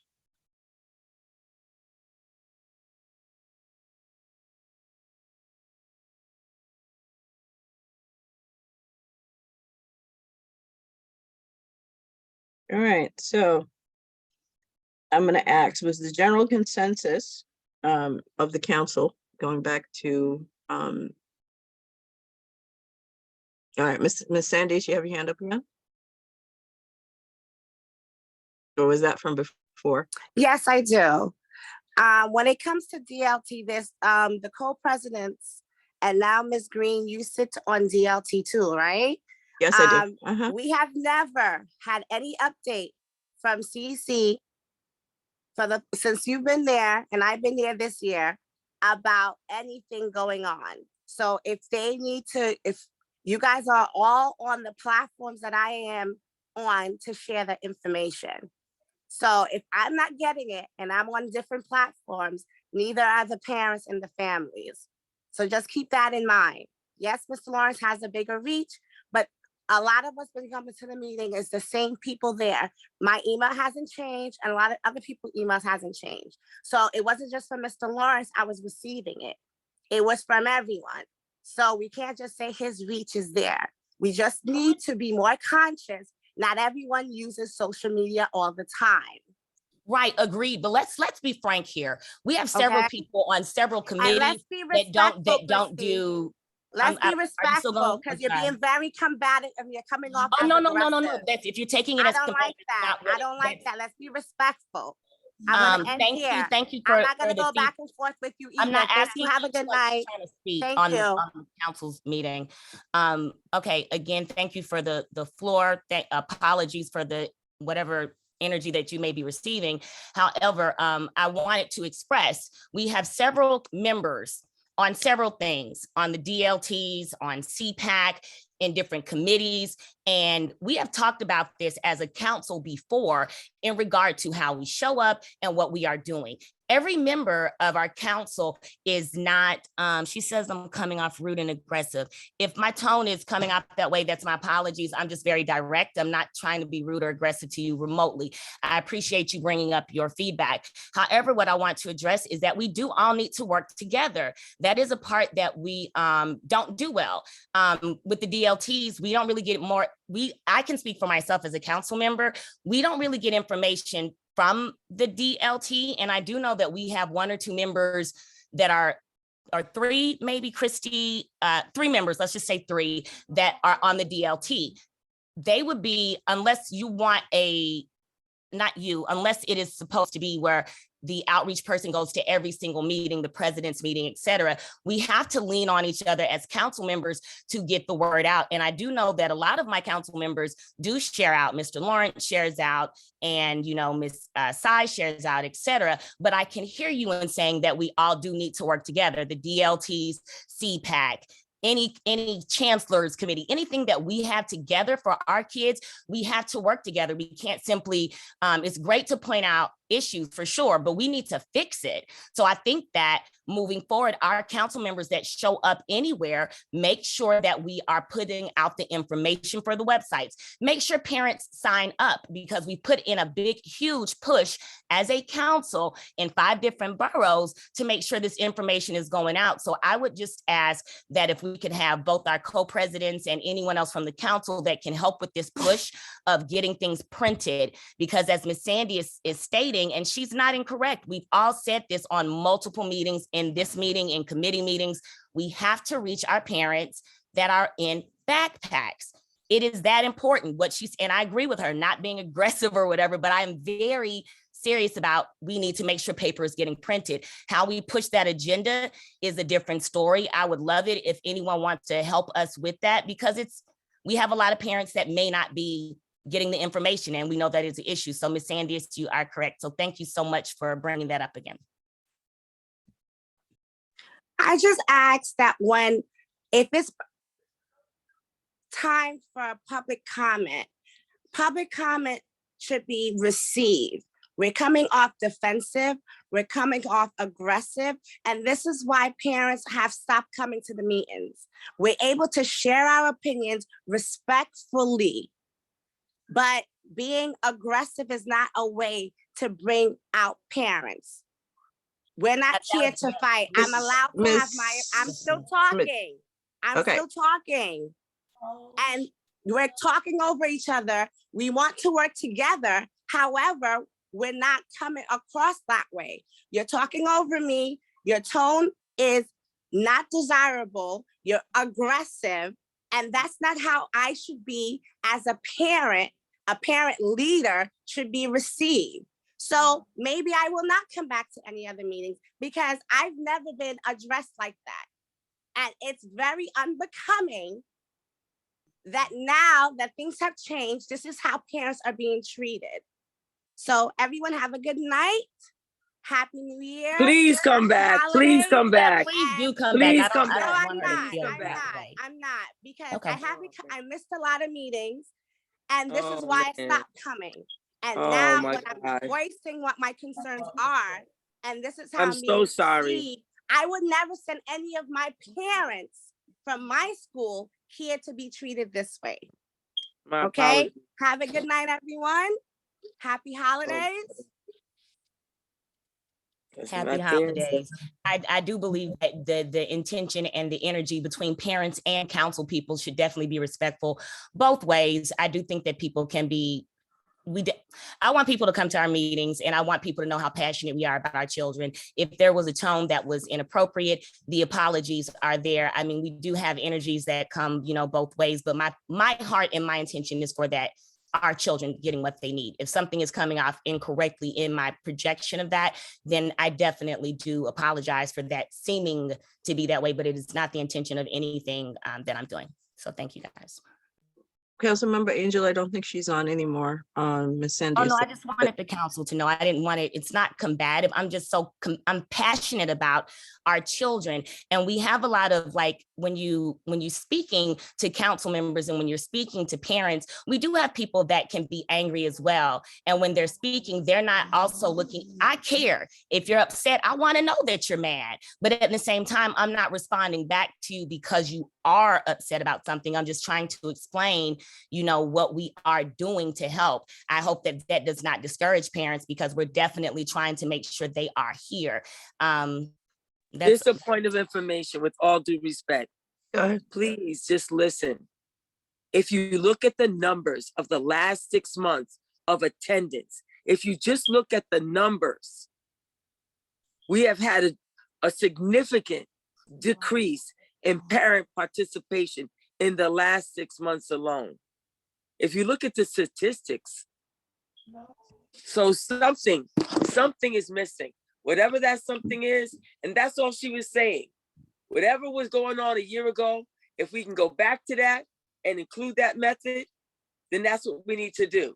But that is something I hear you. that is something that we as council members should have been looking out for all along. That's Right. something that we need to look at ourselves. We need to look at the numbers that we had a year ago Absolutely. this time versus Yes. what's going on now. And Yes, I can pull that up. I can pull that up. Somebody, not you, somebody needs to reach out to that parent and have a conversation and let her feel heard. Because that's all she was asking for, was just to be heard. I hear you. I hear that. All right. And that's not what happened. Not to cut either of you ladies off, but Miss Husbands had her hand up, and before that, Miss Jones did. So I'd like to hear what Miss Jones has to say, and then Miss Husbands, and then we have to move on because we will be here all night, and it's 9:48 now. So Miss Jones, I'm sorry. Go ahead, Councilmember Jones. Well, I was going to just kind of piggyback off of both the parent and what some of the council members were saying. One, it's not, I hate when people use the word aggression. I think it's more of what Chrissy said, it's more being passionate about the work and just getting the work done. Now, if Miss Stephanie would have said, these are the things I need, we need tangible things. So I think that what we can do, what Miss Councilmember Patricia stated, is that maybe we email her and say, look, we hear you.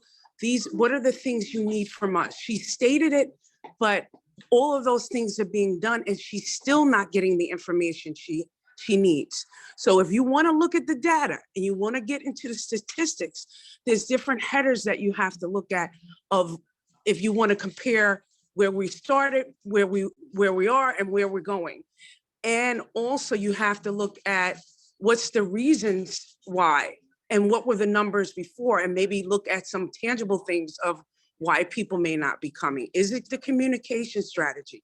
Is it, look at some of the reasons behind it, but it's no one person or one group. We can't take the blame for parents not showing up. It takes a village to communicate this to the masses. If they I think someone had said, we can't lead a horse to water if they don't want to come. So I say all that to say, it's more so passion than using the word aggression.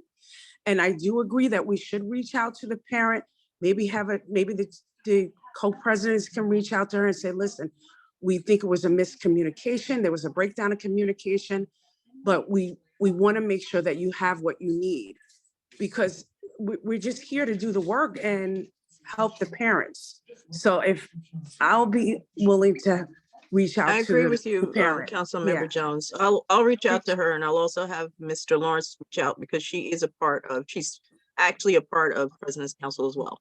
So Okay. I will, Yeah, she I sits think it on was just a so- breakdown of communication Okay. because it wasn't aggression, it was more passion. All right, Ms. Husbands had her hand up, and then we'll go to Councilmember Angel, and then I have a proposal after that. So Ms. Husbands, go ahead. Councilmember Husbands. Thank you. I just wanted to state that there is a lack of engagement for certain things. There is engagement. We've had hundreds of views on YouTube for certain topics. People go to what they want to. And if they don't want to come to the meetings that last till 10 o'clock at night, it's understandable. And we've talked about this as a committee. So as Ms. Jewett said, we need to look at what we're doing. I don't think there is a difference with a year ago. It's not what, I think is being insinuated. There are many things. There are many differences. And I do believe the outreach is greater than what it was before. And I do think that we need to work together and make sure that Ms. Stephanie, I'm not sure of her last name, knows that she's heard, and other parents like her, as Ms. Jones stated, feel that they're heard and that they're understood and that we're here for them, and that it's not aggression. It's just, I can't speak for anyone else, but I think we need to look into ourselves and work together. The different advocacy groups need to work together, and the different parent groups need to work together. If we have 3 members on the DLT, they should be sharing our meetings, our information. We should be receiving their information as well. We need to work together. Thank you, Ms. Husbands, Councilmember Husbands. Now, Councilmember Angel, go ahead. That's the last comment we'll take before we move on. Thank you so much. The closing of the loop here. If the council members who are on different committees, different things that I may not know that you're on, if you can let me know what you are participating in so that we can make sure that when meetings are coming up, you're equipped to say, hey, these are the meetings, these are the dates, and you have that kind of stuff available to you. I can get that to every council member. I just need to make sure to know when you're going or where you're going so that we can close the loop in there so that you know what's going on. I don't want you to have to go to the website to find it. I'd rather make like a one sheet and say, hey guys, this is what's upcoming if it's not in our newsletter before, so that you can speak on it. I know President's Council does do that, but if we can get that out wider, in addition to getting things printed out, I think that those things would help get a little bit better involvement as well. Thank you. Thank you, Councilmember Angel. Okay, so my suggestion at this point, because it is 9:54, we still have an entire business meeting. Sorry, we still have an entire business meeting. And we do have topics. My question is, because I don't think anybody wants to be here till 12 o'clock. And yes, that's a real thing. I've been on a CCHS meeting until 12:30. Okay. But I don't think that anyone here wants to be here till 12 o'clock. Can we get a motion to either table the business meeting or postpone the business meeting to another date? Because right now we're in the middle of the calendar meeting. And if we have to go on and do the business meeting, we are going to be here until 12. I motion to postpone the business meeting. To another date. Yes, I'm sorry, to another. All right, thank you. It's motioned by I Councilmember second it. Husbands. I'm a second that. Okay, 1 second. I gotta write the thing at the same time. Okay.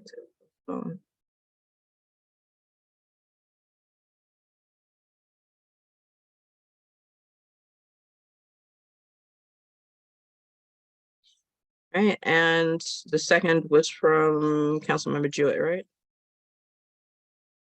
All right, Councilmember Angel, you have your hand up. Is it discussion or motion? Yes, it was the discussion part of it. What aspects of it are we tabling? Because we almost went through most of that agenda, no? No, we went through practically all of the calendar agenda because we moved. Because when we first came on, we didn't have quorum.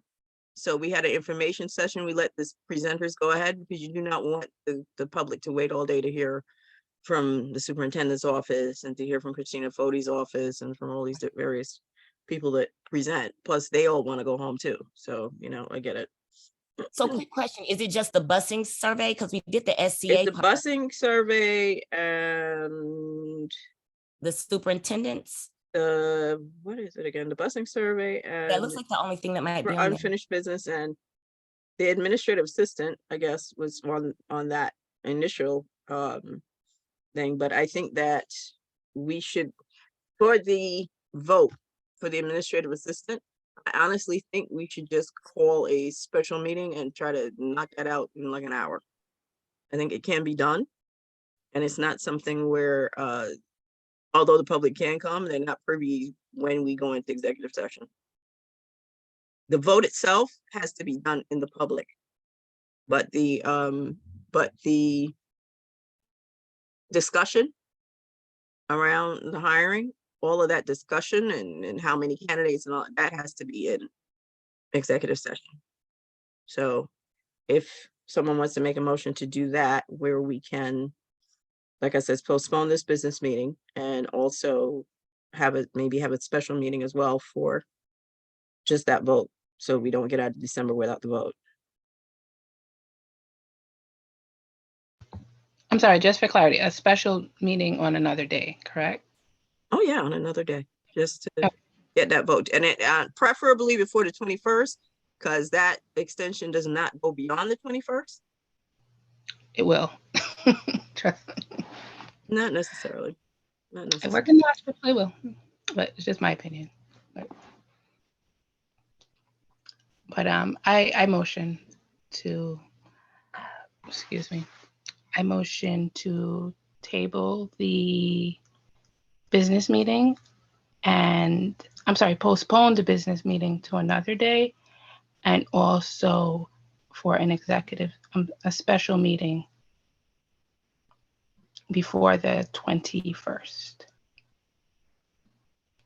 To address the AA.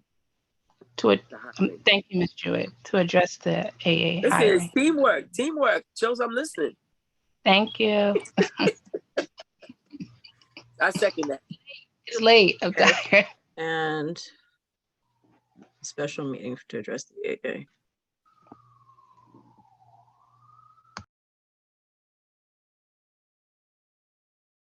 Give me 1 second. I'm trying to catch up.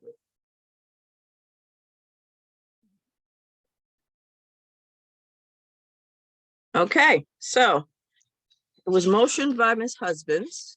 It was seconded by Ms. Jewett, and Mr. Spencer has his hand up. Go ahead, Mr. Spencer. Yeah, ladies, for the record, with my new job, I don't know my days off. I'm on a probationary purpose status. So I hope to know my That's right, days off Proby. next week. You're Yes, that's you're a right. Proby for how long? I am a How long? probie. 6 months, a year? No, a year. Yeah, October. Yeah, that's right, baby. You should see me handling the people at Essex Street yesterday. Anyway, I digress because it's late. So I just want to say for the record, I hope to have my days off right now is Wednesday and Thursday, but that may change. I won't know that until Saturday, Sunday this week. Yeah, actually Saturday. So there's a chance I might not be able to make it. I just want to make that for the record.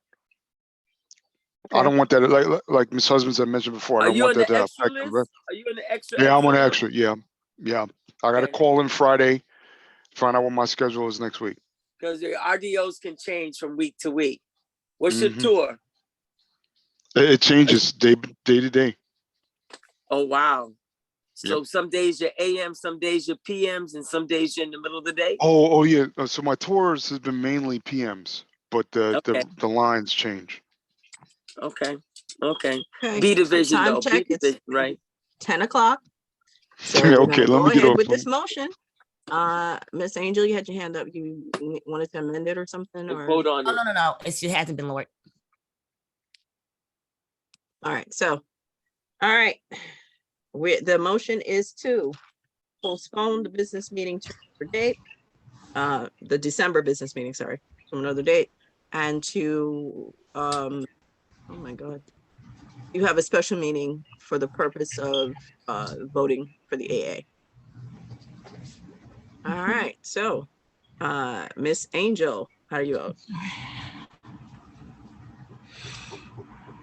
Yes. Thank you, Miss Angel. Miss Acedo, how do you vote? I vote yes, but I believe Ms. Husband said before the 21st in the motion. Just saying. Yes, she did. Okay, so before the before the 21st for the AA part, not necessarily for the other part. Yes. Is that for the yes, AA? That's what I mean. Okay, for the Yes. AA part. Yep. All right. So me, yes. Miss Husbands, Yes, yes. thank you. Miss Jewett, Yes. Miss Jones, Yes. Mr. Morales, Yes. thank you. Mr. Spencer, Yes. and okay, and Miss Sai. Amy, can you talk now? All right, so we're gonna go with what it is. All right, so we have 1, 2, 3, All right. 4, 5, 6, 7, 8. All right, so 8 yeses. The motion has passed. We have 0 opposition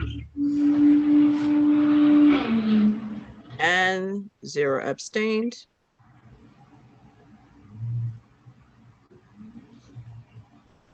All righty. So now all we need, finally, we want to thank everybody for, didn't I Can't. do- Sorry. Go ahead, I'm sorry. sorry, Co-President Green, but you forgot, we never did do a report for the bylaws, but I just want to state this. All I wanted to do is state for the record that the revisions have been presented to all the members. We will go through those revisions on the January 4th business meeting and vote on the revised version on the calendar meeting in January. Also, I did want to state that a bylaws meeting will be on January 17th, 2023, between 4 and 6 p.m. That's the only things I want to say. Thank you. Okay, before we close. Thank you. That's it. And before we close, I would like to take a moment of silence. It has been 10 whole years since Sandy Hook. And between those 10 years, we've lost numerous staff, we've lost numerous students to all sorts of things, violence to COVID, to you name it. So, and there are a lot of families out there that are going through loss this Christmas season. And this Hanukkah season, and I just want to say that you're in our thoughts, and we're trying to keep you in our thoughts. So, if everyone will join me in a moment of silence, and then we can have an adjournment motion after that.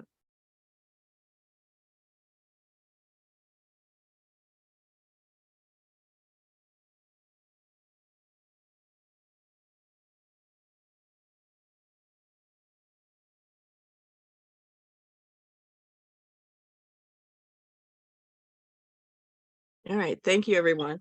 Motion to adjourn. Okay, give me a chance. Second. Okay. Motion to adjourn, Ms. Jewett.